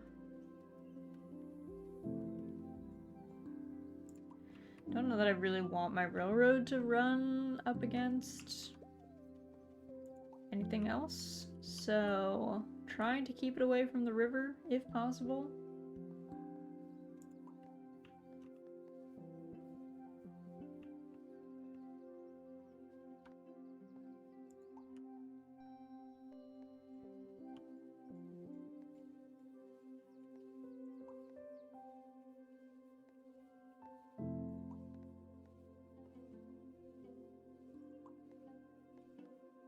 And then, let's see, more trees.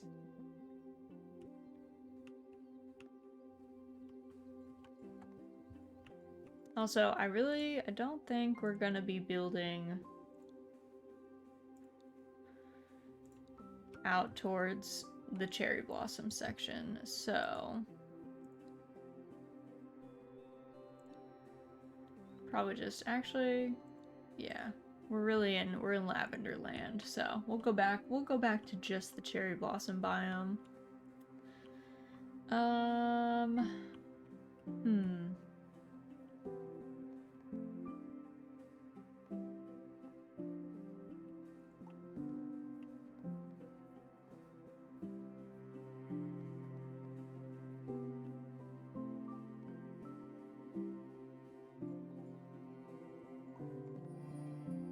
Let's do...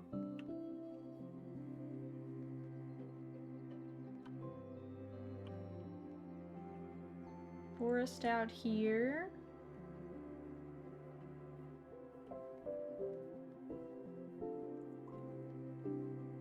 I'm gonna get like a quest that's like connect 3 river tiles. I'm gonna be like, what about 300 river tiles? Also, there's one person living on like an island near a beaver dam in here. This person, their house is definitely flooding. I hope they don't have a basement, because I don't think that's gonna work out super well for them. If I'm gonna be honest. It's not looking great.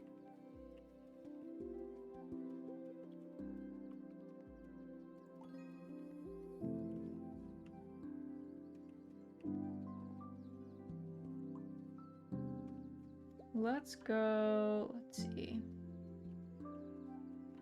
Oh yeah, these need a bunch of houses.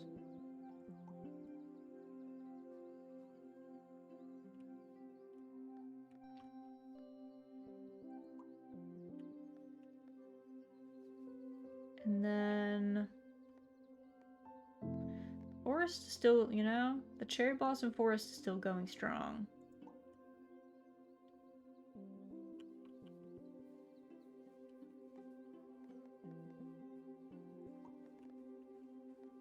I think I need... Do I have any, like, orphan fields? One here. I need something to put in here, but I don't really want to use good pond tiles that don't connect to anything else.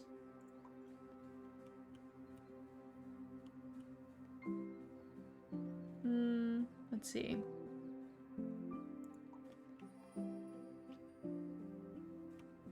Oh, we can use these though. Actually, if I go back... Okay, that was a much better connect. That is the one nice thing. I think when this game first launched, there was no go back button. So options were limited. And it created some uncomfortable creations, we'll say.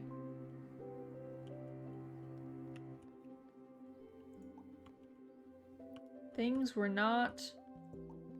You would like connect something and then realize that the tile underneath it actually would be better in a different place, and you were like, well, nothing I can do now. So there's that. But now there's a go back button. You can only go back like one, I think, but it's enough. It is enough to make less of those frustrating situations happen. Or at least far fewer of them. Okay, that looks like a town. That looks like a little city. Sadly, we did not build our city out in that direction, so... Don't know how that's gonna work out. I need a single house also. So, this tile has a lot of houses on it, but I might just stick it over here just so we can finish those. Oh good, this is a city. I also need to connect these two cities to each other. So, I will eventually have to work on that.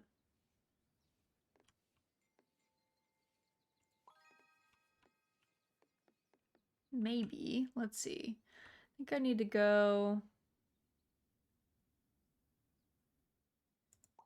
up and like around.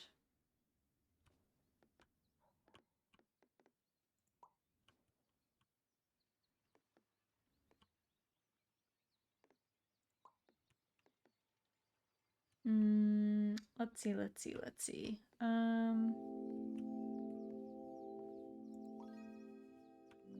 That is completed. Fields are looking fresh.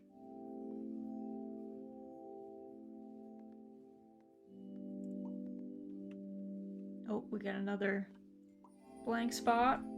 Perfect. A good filler.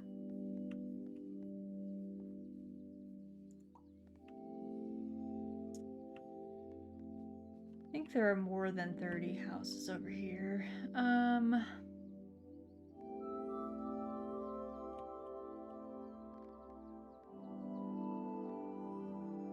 Okay, I'll start building a colony off that side.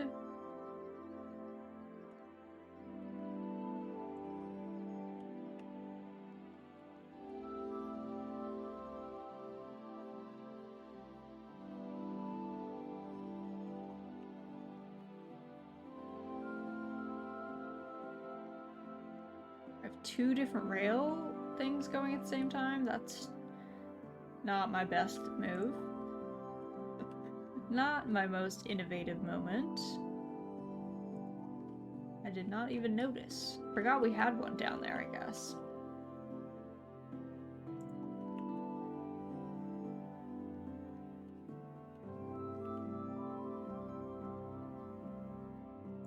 Okay, let's do this, and then, let's complete this quest. And then this one only needs 2 more as well. Or 2 more after that tile, 3 total.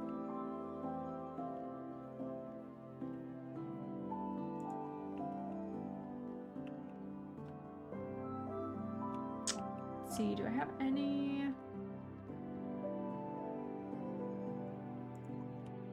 One orphan tile.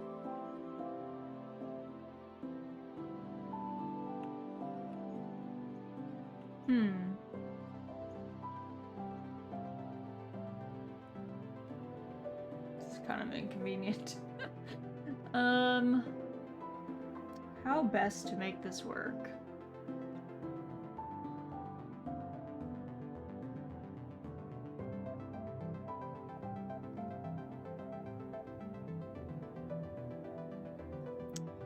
Do I kill this?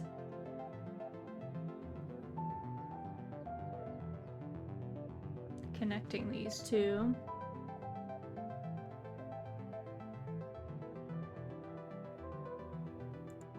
Maybe I do this and then we'll come back to it.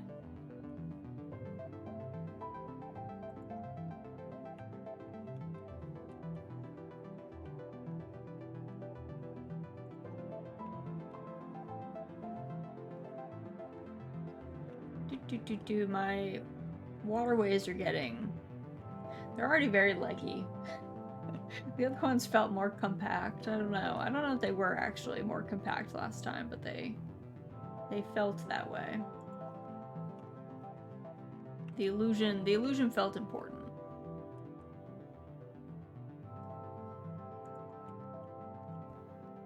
And then I just need one more to connect these two, and I think these should complete. One will fail, I think, but two should finish.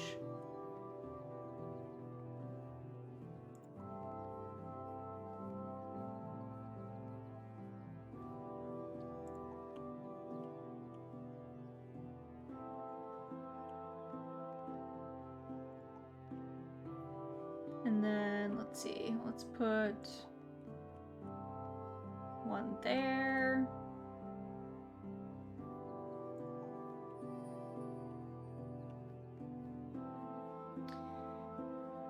Oh, I guess we're gonna finish True Fan 4. That's good. I have another, like, 50 perfect placements to get Perfectionist 4.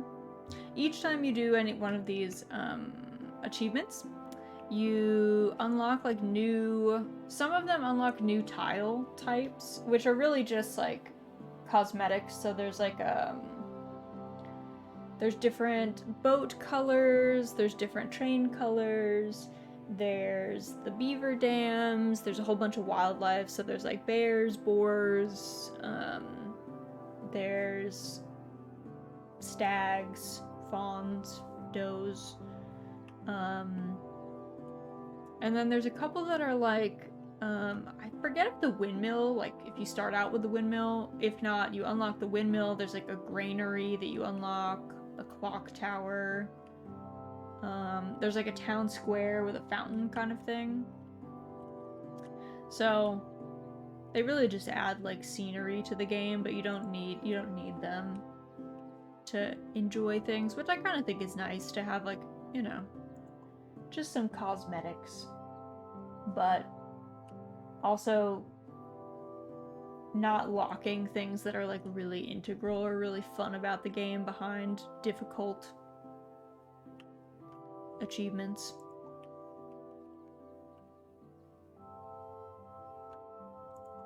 Because I always found that kind of tough in some games where you would like, maybe you like the game, but maybe you don't like the game enough to like grind out all the achievements, and then you want something, but you know, the good stuff is only available if you really grind for it. So I appreciate that this game is like, nah, it's fine. Live your best life. Ooh, this is a tough one. This is a bunch of trees with a pond attached. So we'll see where that pond ends up.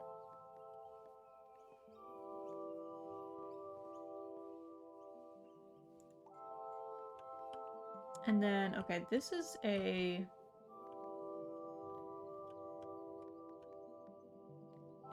This looks like a, let's finish this railroad. Let's not let this railroad go off to infinity.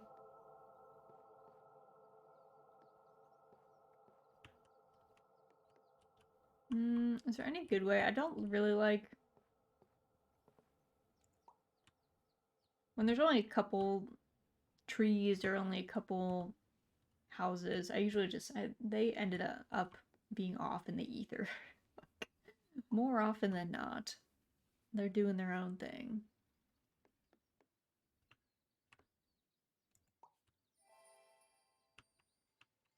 Let's see, I think...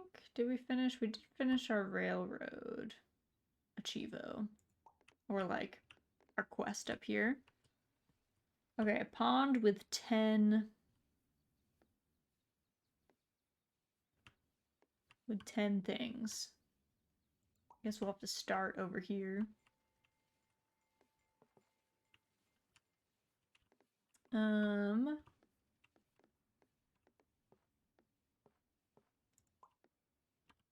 Let's go...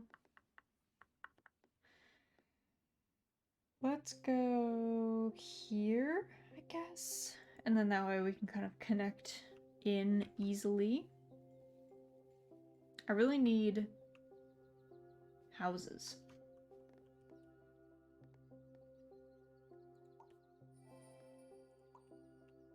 To get some of my house quests finished. In like a semi-timely way.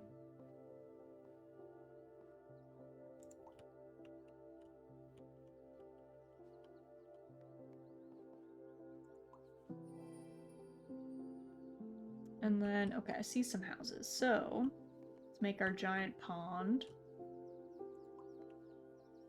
And then, let's see, is this enough? Because I need to connect these two. Yes, that is what we wanted. Finish 2 quests, kill 1. We make do. We end up being okay. Let's see.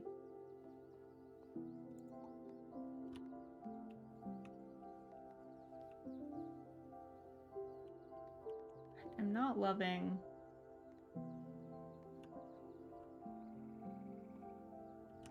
So maybe this just becomes a river piece, because I'm not in love with... I don't know. I don't like putting rivers near my forest. I like my forest to be able to spread out. And the rivers prevent that.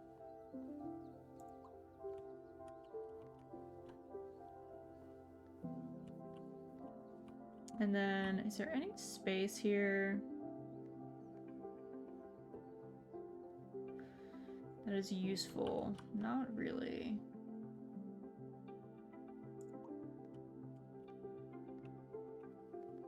I don't know if there's a better spot for that. I guess not really. I guess most of our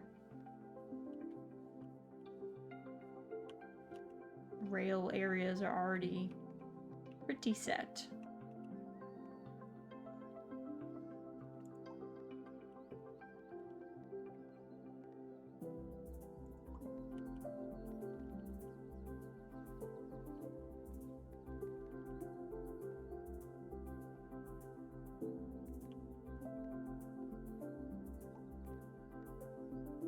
Alright, trying to finish these little towns.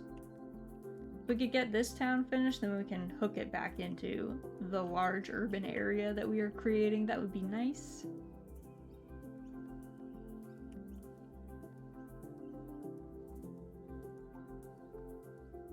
All the cherry blossoms are making me want to like go out and look at cherry blossoms. But the weather by me is not really conducive to that yet. It's not quite warm enough. It's very, very cold still. Though I think it's around peak, I think in theory, unless the weather changed dramatically, it's around peak season. in Tokyo right now. And definitely in Kansai, I think. It should be a little warmer down there.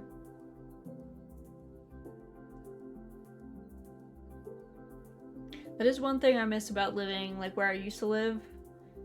It was very close to a lot of cherry blossoms. Now, I don't really know if there's any cherry blossoms near me. But it was always nice to like, and even if you didn't, I don't know, go out on purpose, I guess, to go look for them, you would like drive by and see them and be like, "Aw, it's cherry blossom season." And I miss that. Is that, I don't know, doesn't really feel available to me anymore. It's definitely more of like a trek now. More of a concerted effort to go see cherry blossoms rather than just noticing them on my normal commute to places.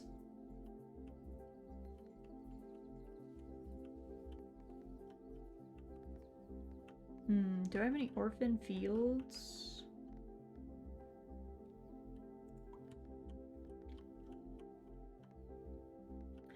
I'm like a little worried that I'm just gonna close off some space, so maybe I'll put these in a little bit more remote areas.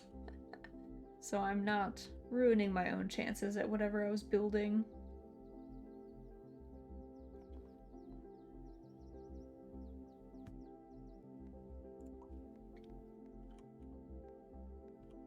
Kind of got this whole space though, which is nice to build out into that little field complex.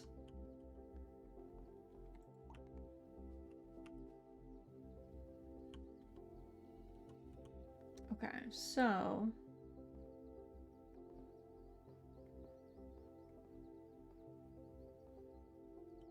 do this, and then I just need one more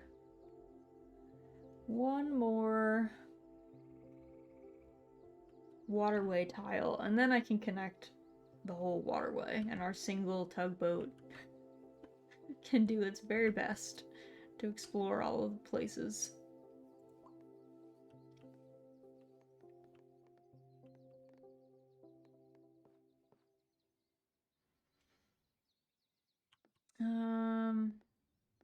Okay, these are actually getting a little, because these are here, so these are actually getting a little leggy.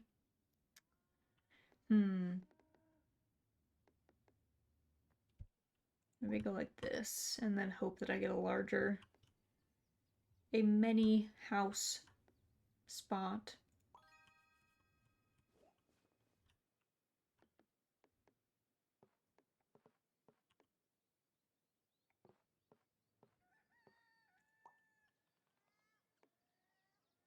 Okay, here's our last waterway tile, I think.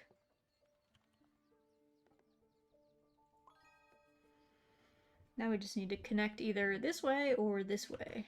Kind of doesn't matter which. I don't think, do I have any other rail? No. So I think I'm gonna keep building my larger railroad out for now. Though that may come back to haunt me eventually.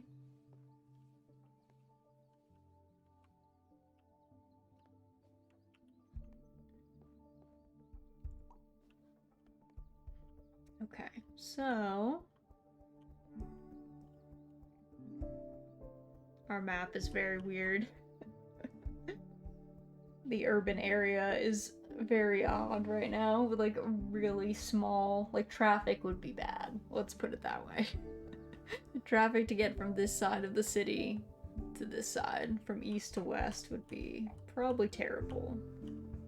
So we definitely did not create it with transportation in mind.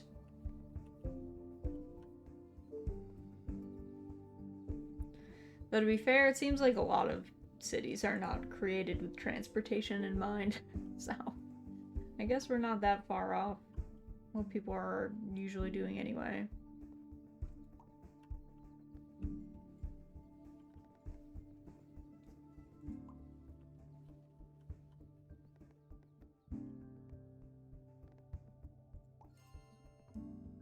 Okay, yeah, that city is never happening. 232 houses. Don't think we're gonna get there.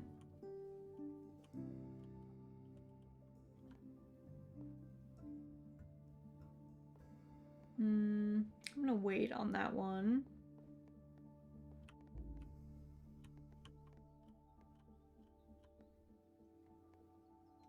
There we go. I was like, do none of these tiles work? None of them fit well? The answer was no. They really don't.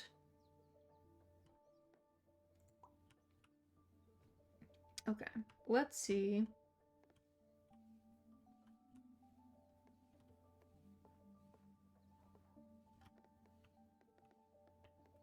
Let's see, I really don't love... Okay, these are not gonna go that way. So, let's see, let's just build out this section. Ooh, but this has a railroad piece. Okay, that's fine. We're gonna block off that entire section for a railroad that will probably never exist. Probably will never have anything rail related over there.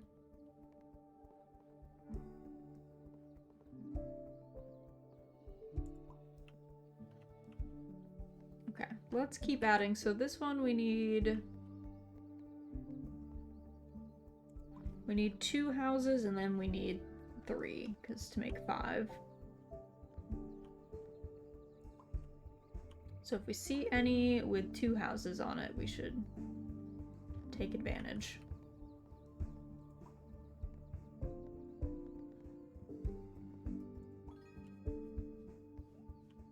I also, yeah, I mean we could do singletons too, but I don't love that idea.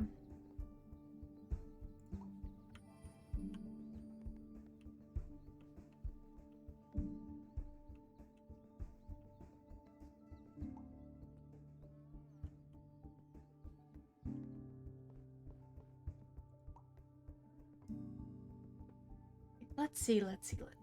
Okay, we have 29 tiles. Not the most, not the least.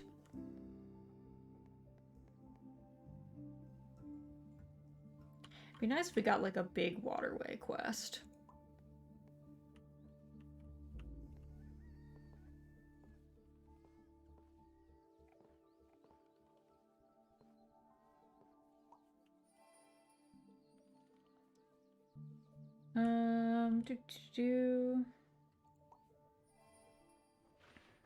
Okay, so here's a bunch of houses, but we need...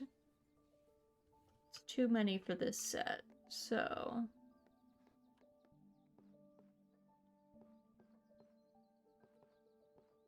Let's keep these connected. Oof, bless you, baby. What's up? A little sneezy? Okay, so is this our... Yeah, this is definitely our largest railroad.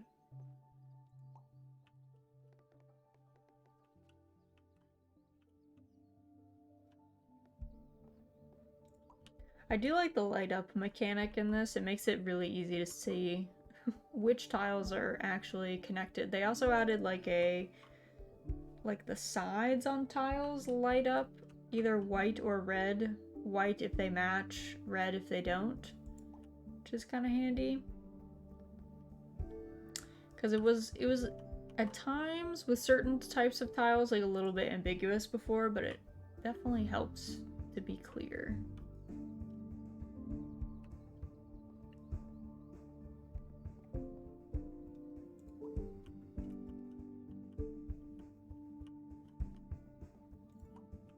Still not seeing. What do I need? 2? Yeah, I need a pair, and then I need 3 houses at the same time in the same spot.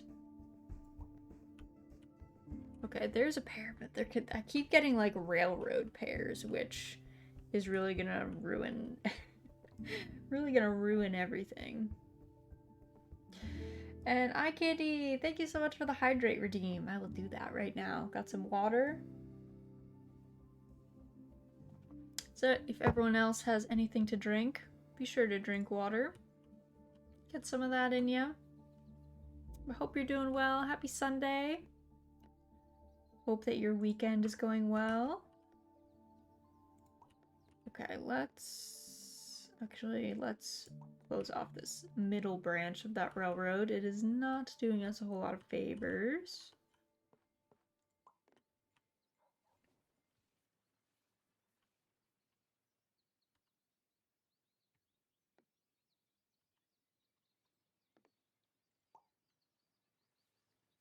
Okay, I see a pair of houses, and I don't think there's anything else on them, so that would be good.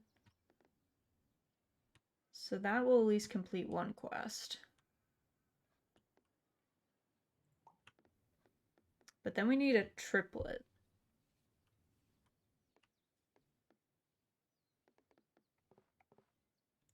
Okay, so like that one's good. Is this next one a triplet or is it 4? That's the real question. Let's see. How many of these are connected?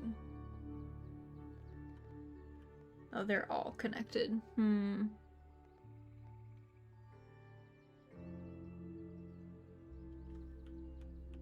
don't think there's any other...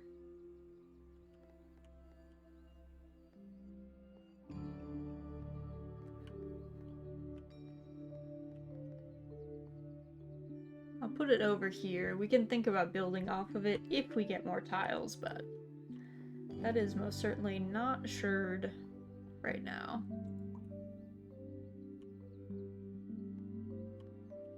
Okay, let me check. We don't have any water quests right now. Okay, let's put this here. Okay, here's a triplet. It does have water on it, but we'll make do. It's the best way. I guess here. Nice. Alright, we got 15 more tiles just from that, so that was handy.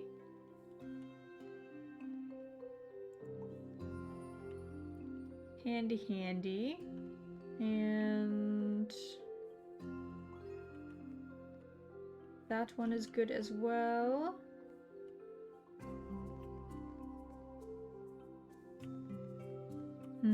Any other orphan tiles? Orphan fields? I don't think... oh, there's one. There you go. Okay, so now I can connect...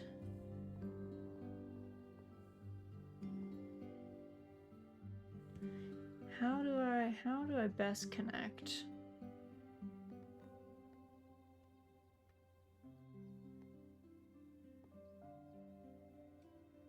Okay, I think that's everything.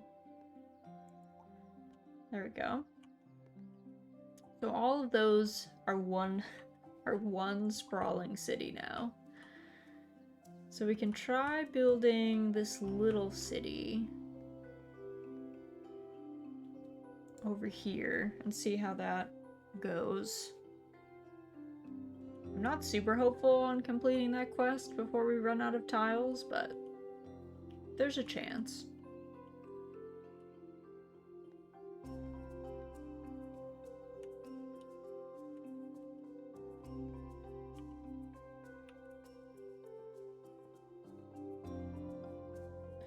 Let's see, let's do this.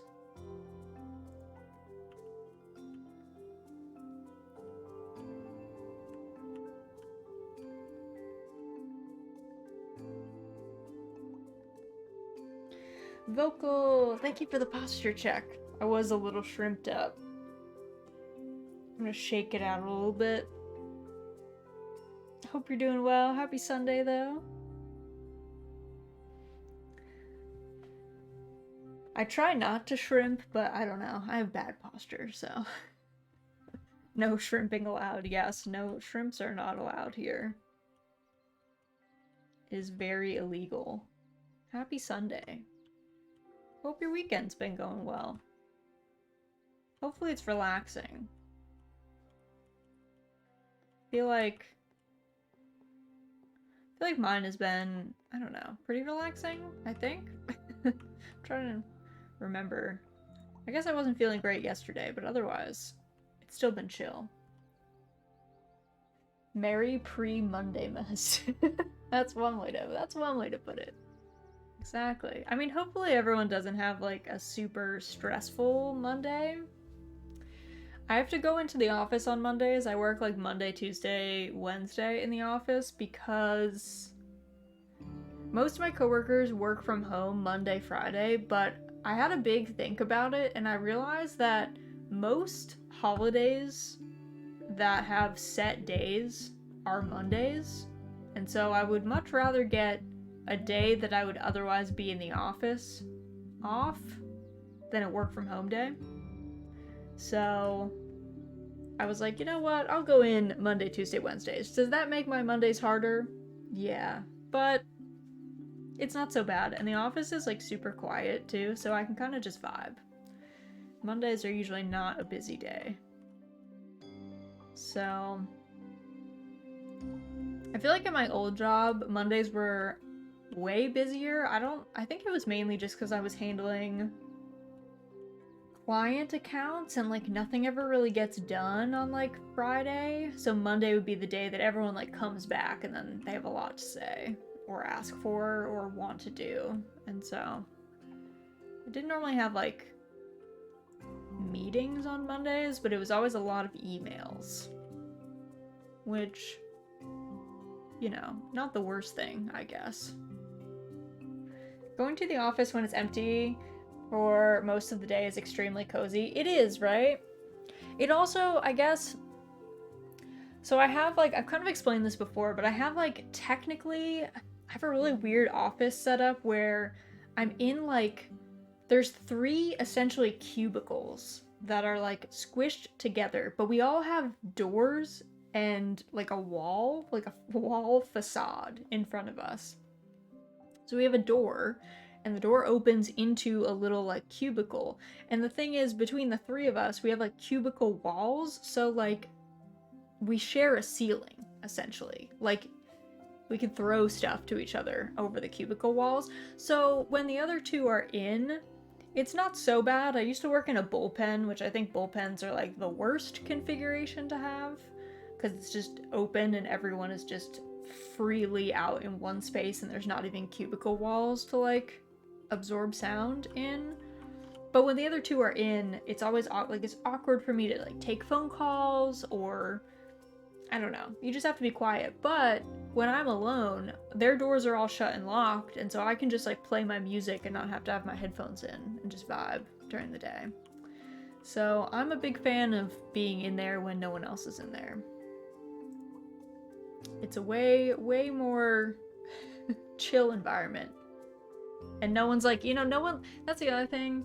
No one like comes looking for you on a Monday if no one else is in. Like if you're in on a day that no one else is there, no one is like searching for people or trying to have in-person meetings. So Tuesday and Wednesday, since most of my coworkers are in Tuesday, Wednesday, Thursday, like Tuesday, Wednesday, people are always like stopping by. But I can actually like get stuff done on Mondays. So plus my husband works at the same place as me, so we have lunch together. We work in like completely different departments, but we can have like chill lunch together on Mondays. We usually watch, I mean, it's the sumo tournament right now, so we've been watching the sumo tournament, but we're usually watching something and getting lunch when it's like quiet and not a lot of people are there.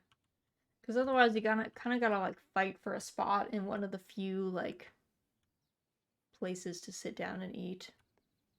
So that is not my favorite. Which is a really long-winded way of saying Mondays, not so bad. Not so bad in my book. Oh, I totally forgot. I probably should have capped that point.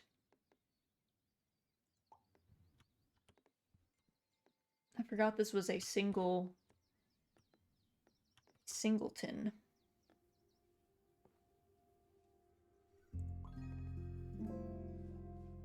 There we go. That's fine then. I was like, oh, I can't put this 3-field tile there because it only wants 1 field. It is very strict with what it will and won't allow. This is probably the weirdest waterway that I've ever made. I don't really like it. I think it looks kind of ugly. If I'm gonna be honest. It's got some cool shapes in it, I guess. I like this house on the island, I guess. And I kind of like this little island with the cherry blossoms, but it looks weird and blocky. I don't know. Not my favorite that I've ever built.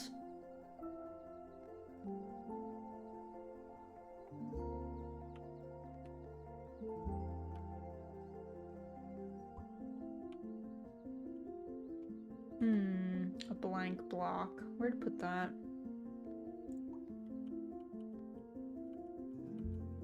Let's see. We have 2 tree quests. Looks very man-made. It does, right? Like it looks like a human designed this in a bad way. In the worst way. Not exactly how I wanted it to go.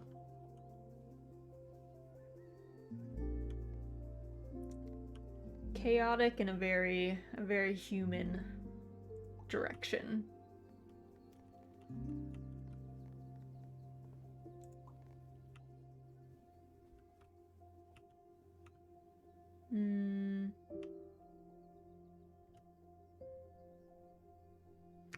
I feel like I need more field quests. I'm quickly running out of quest options.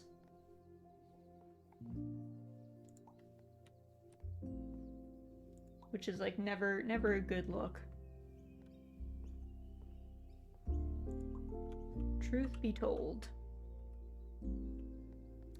Like, we've only got 9 tiles, and we've got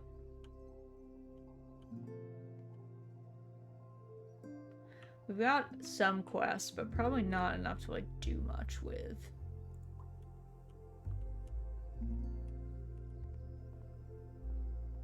So we might be approaching the end of this one.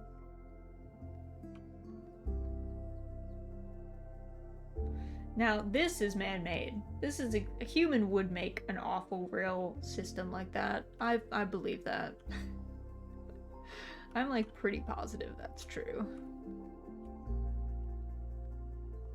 A human has and would be responsible for that level of horror.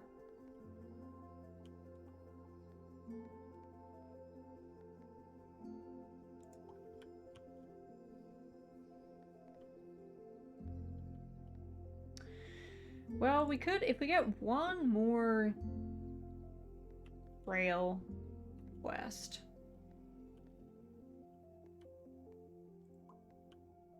Nope. Nope. Alright, let's just find good homes for these, I guess.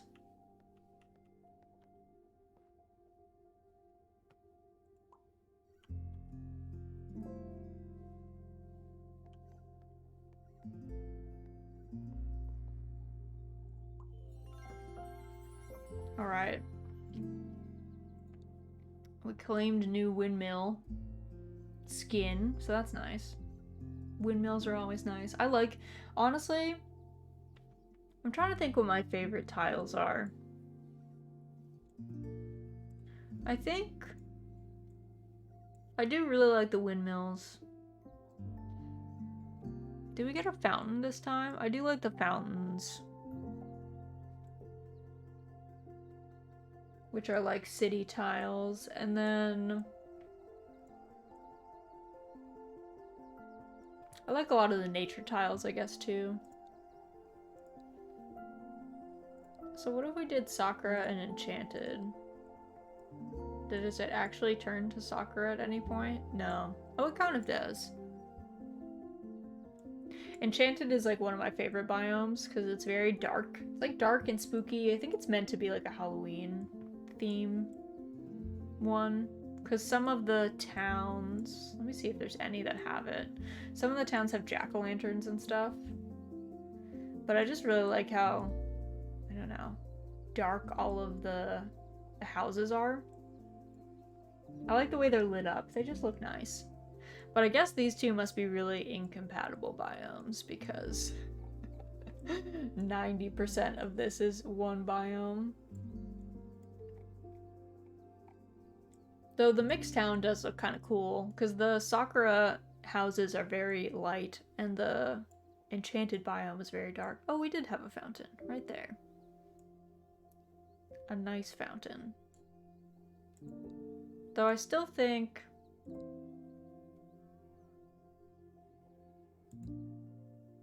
Let me see... Blossom... Blossom is weird. I don't know if I like Blossom with the sakura. It's just got a lot of like primary colors.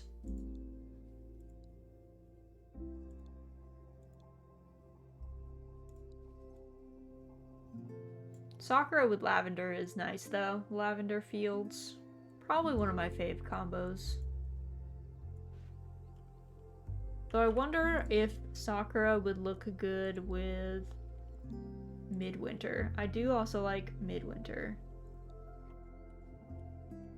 I guess it looks a little silly to have like winter, no town, and then cherry blossoms mixing.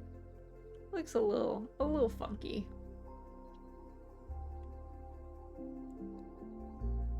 Though I think actually my two favorite biomes, like if I was gonna just pick those, would probably be Enchanted and Fjord are probably my favorites. The two fall ones. Fjord has this really cool, like really dark soil, and all the fields are like golden and orange and red, and the trees are very fall. And then Enchanted has obviously the much darker, like purples and stuff. But I'm a big fan of these. Though when I have all of the biomes on, sometimes you get some really cool combinations. Stuff that bleeds into each other in interesting ways. Like, interestingly enough, if I put the Sakura biome on with a bunch of stuff, it seems to come up more often. I do like the mix of the forests are like one of my favorites because like as you move from one biome into the other, it'll usually start, you'll like notice it in the trees first. The trees will start getting mixed, or sometimes you'll get like the mixed town structures. So yeah, I do love that. There's a really cool map that I was playing a while ago that was like, I think I had on Fjord, Midwinter, and Enchanted, and the Midwinter, like the snowy trees bleeding into the fall trees, looked really cool.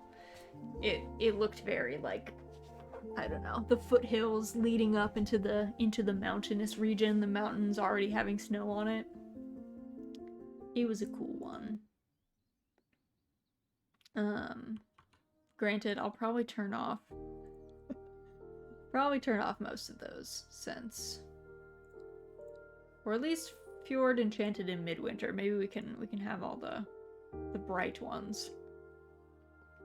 Because like I said, the snow might look a little funky with all the cherry blossoms. Let's see. Oh my goodness. Actually, let's put the city here.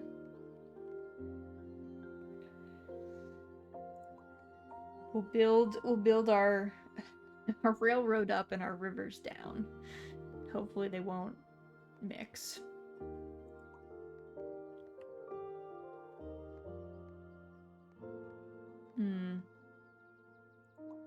Okay.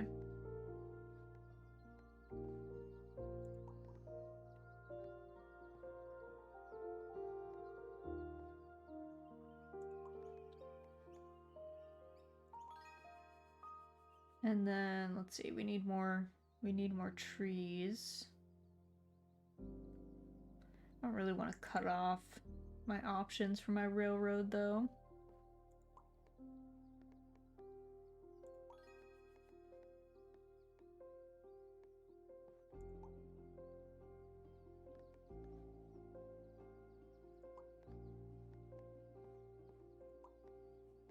There we go.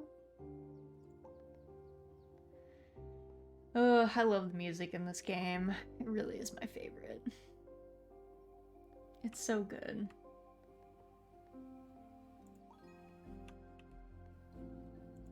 It's just so relaxing. It's such a good game to just like, if sometimes a lot of games make me more stressed to play, but Dorfromantik is one of those that I can be really stressed and be having a really bad day, and I play it and I just feel better.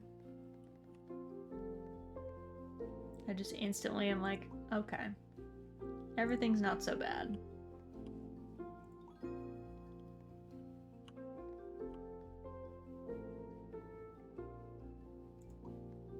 It's a rare gem like that.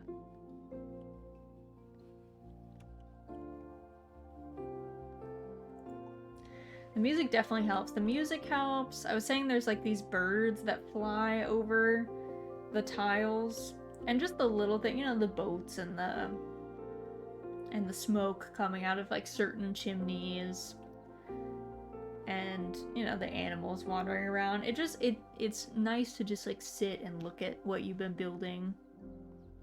It's also very it's very like picturesque rural, I think, which helps too. Like even as a city builder, it's very green. And like most of the tiles are not, even the cities, you know, like there's not roads, you know? It's like dirt, cobblestones almost. And I don't know, I think the graphics just help a lot. Everything's very simple. It's not overwhelming.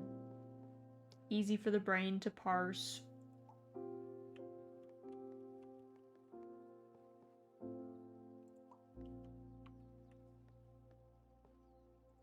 I think that kind of stuff just like helps a lot when you're stressed, not like overloading yourself with a lot of sensory information.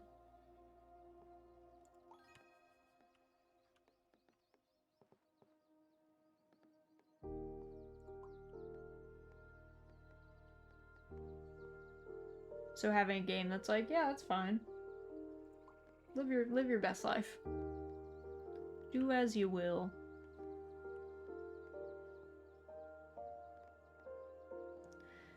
Plus, like I've said, it's one of those that, like, yeah, there's like a puzzle element with like the stack on the right, and you know, completing the quests gains you more tiles to your stack, but it never really feels,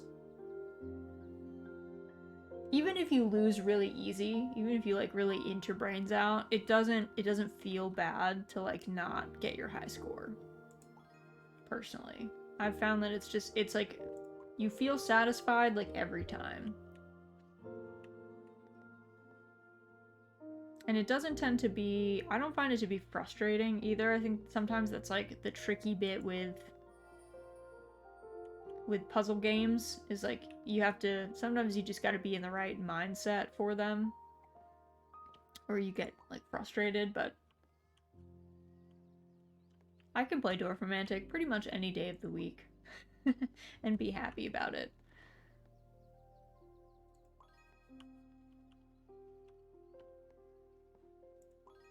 Plus, what I usually do is once I build out far enough, I like look at all the places that we built, and then I decide, like, if I was gonna live in this world, what house would I live in? What's the ideal house that I've made for myself?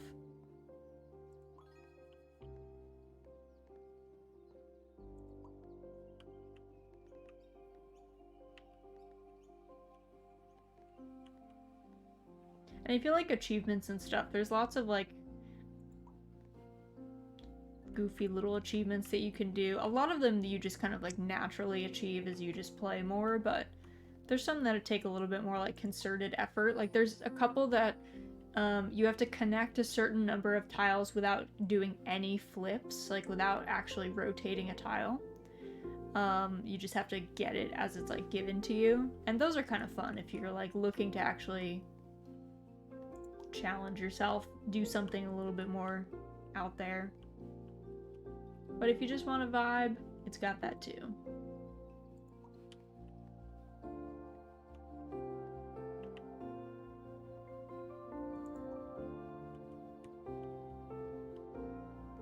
I don't remember how I discovered Dorfromantik, actually. I was trying to think about that the other day. I feel like I like found it in the Steam store, I want to say, and I was like, oh, that looks interesting. And then I was right.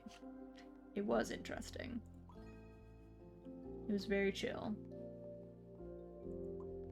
Because I'm not even, like, normally I don't think I'm one for city builders, mainly because a lot of city builders, true to their name, are very urban.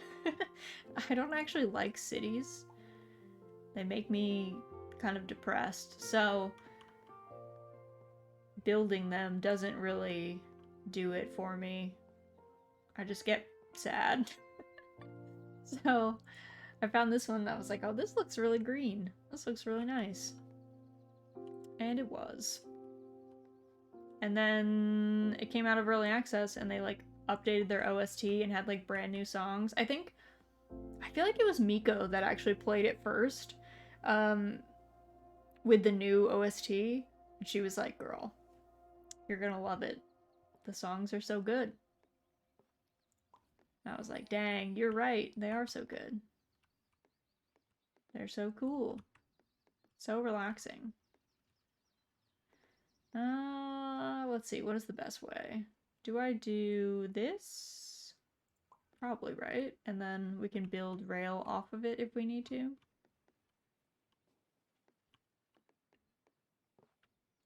You can also save any session too. It like auto saves, so you just like shut it off when you're done playing for however long. So sometimes I start sessions and then I just never finish them. Because they serve their purpose. Usually I'm playing them when I'm just super stressed, and then the stress goes away and I'm like, alright, I'm good now. I'm saved.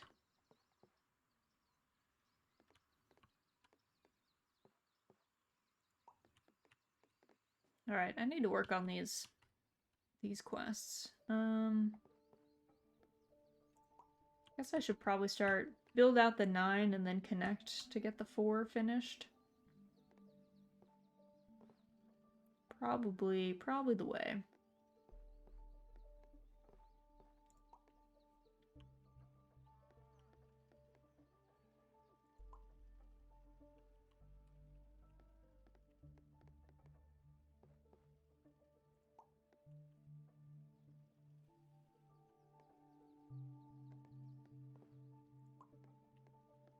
Hmm.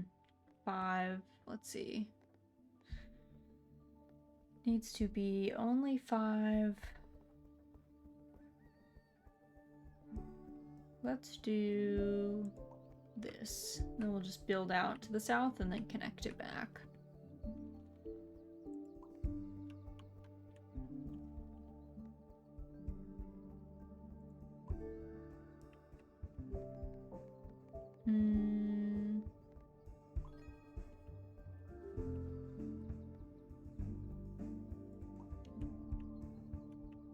Oh my god, I keep getting like really bad, really not great house configurations.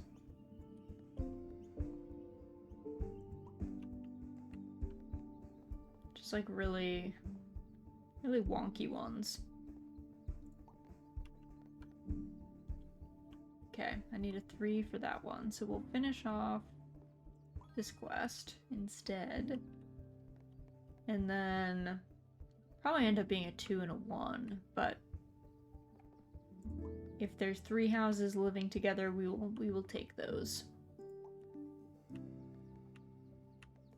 Unless it has a railroad or a river attached, in which case we might not take it, because those complicate things.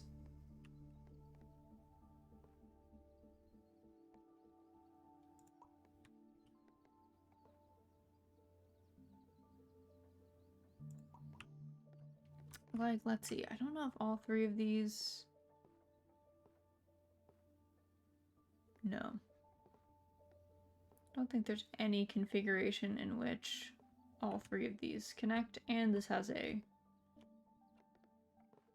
field quest on it anyway. Let's see, what is the best... Where to place this that we could, in theory... Could do this and connect it back once we're done.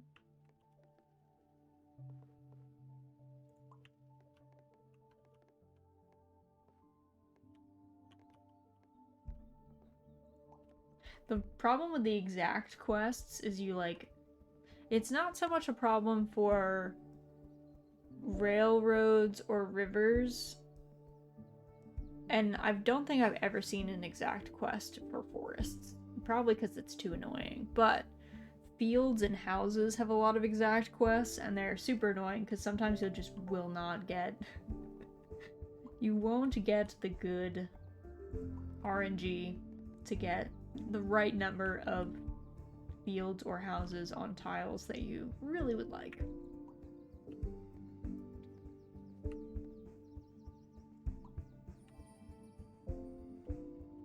Like, we keep getting, we need 3 houses, or we could do like a pair and a single, but I kind of want the pair first before the single. But we are not being aided in that quest. The RNG's like, no, you're fine. You're good. Keep on keeping on.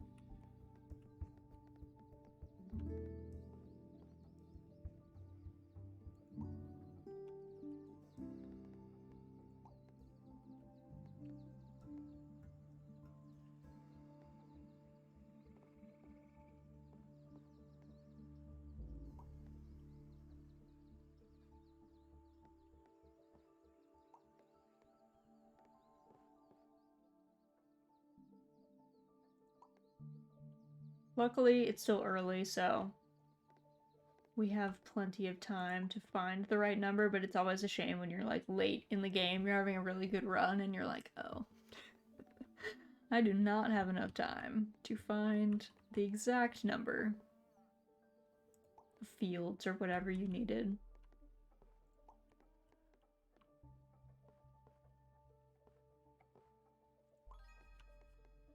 Alright, so now I gotta connect these 2 back.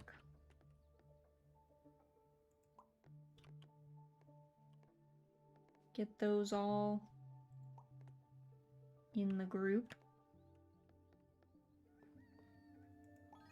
Okay, so now I think...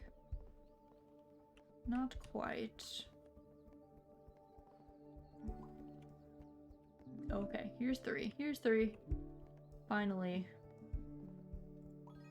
3 houses complete. And then... Nice. Worked out.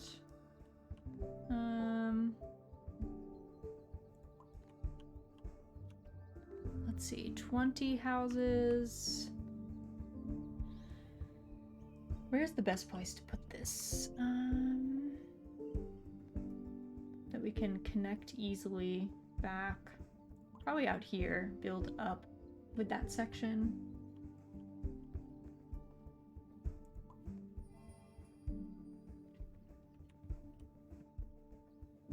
This river situation is feeling a little man-made again. Feeling a little man-made. But that's okay. It is man-made. It's made by me. So, I guess it's on brand. It looks a little artificial because it is.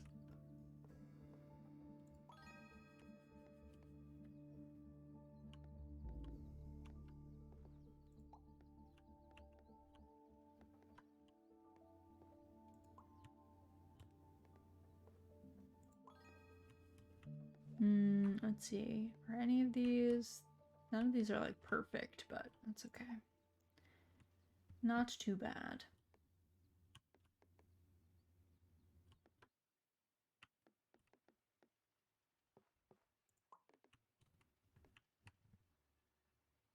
All right, let's see.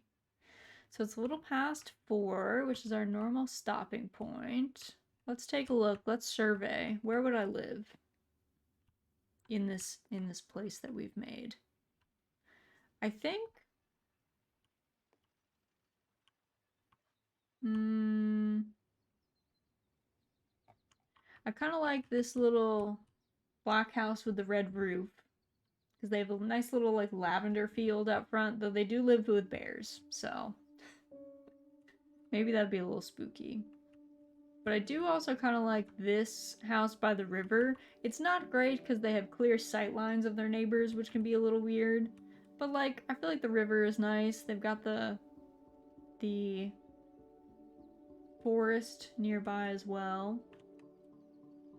I like the concept of these 3 houses on this island, but it's probably hard to get to them, and they do live by a beaver dam, as you can tell by the trees that have been like, they only had 1, 2, 3, 4, 5, 6, 7, 8, 9, 10, 11. They only had 11 trees, and like 5 of them got by the beavers, so they might not have much of these left by the end. So I like the idea, but I'm not sure about that.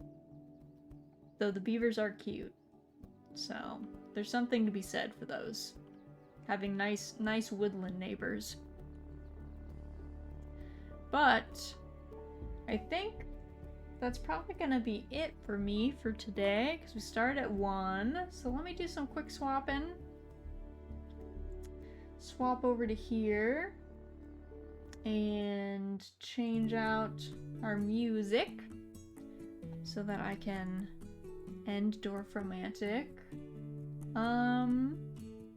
Let's see. Here's our schedule for next week. It's a little different, by the way, so just FYI.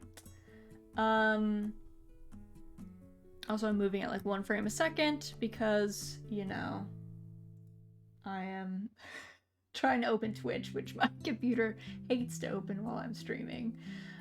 So on Tuesday, this is the big thing. Tuesday is normally our Mahjong night.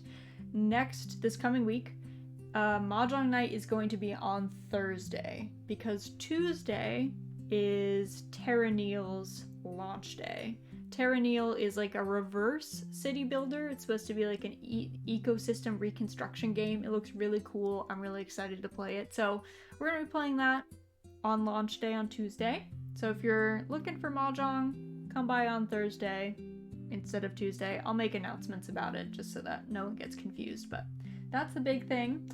And then we're going to have like a double feature of Doraemon Story of Seasons on the weekend. I'm hoping that we can finish the mayor's storyline and maybe Harmon's. And then I'm not sure if we'll get to actually between the 2 play sessions, we probably should get to the 2 spring events.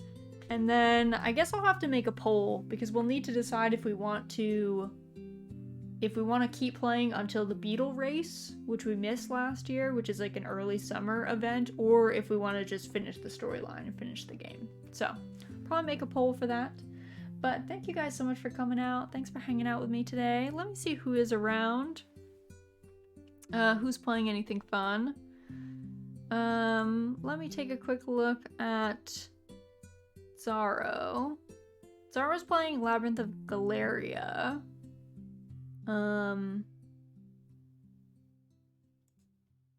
Yeah, let's go say hi to Zaro. So here's our raid messages. First one is for subscribers. Second one is for not subscribers. Get that pop friend in there. We're gonna go say hi to Zaro. Zaro is really lovely. She plays lots of RPGs. She's a big fan of the Atelier series. She's playing Labyrinth of Galeria. Very witty, very funny. She plays for a long time, which is nice too. So if you like the games that she's playing, she's normally on for like a while. She's only been on for like an hour, so she's probably gonna be here for a hot minute. But thank you guys so much for coming out. Thanks for joining me today. Thanks for doing a little Hanami picnic, checking out all of the blooms in Dorfromantik. It was a lot of fun. We're gonna go say hello to Zaro, see how she's doing, see what she's up to. But otherwise, I hope you guys have an excellent rest of your weekend. I hope you have an excellent morning, afternoon, evening, and I will hopefully see some of you guys on Tuesday for some Terra Needle.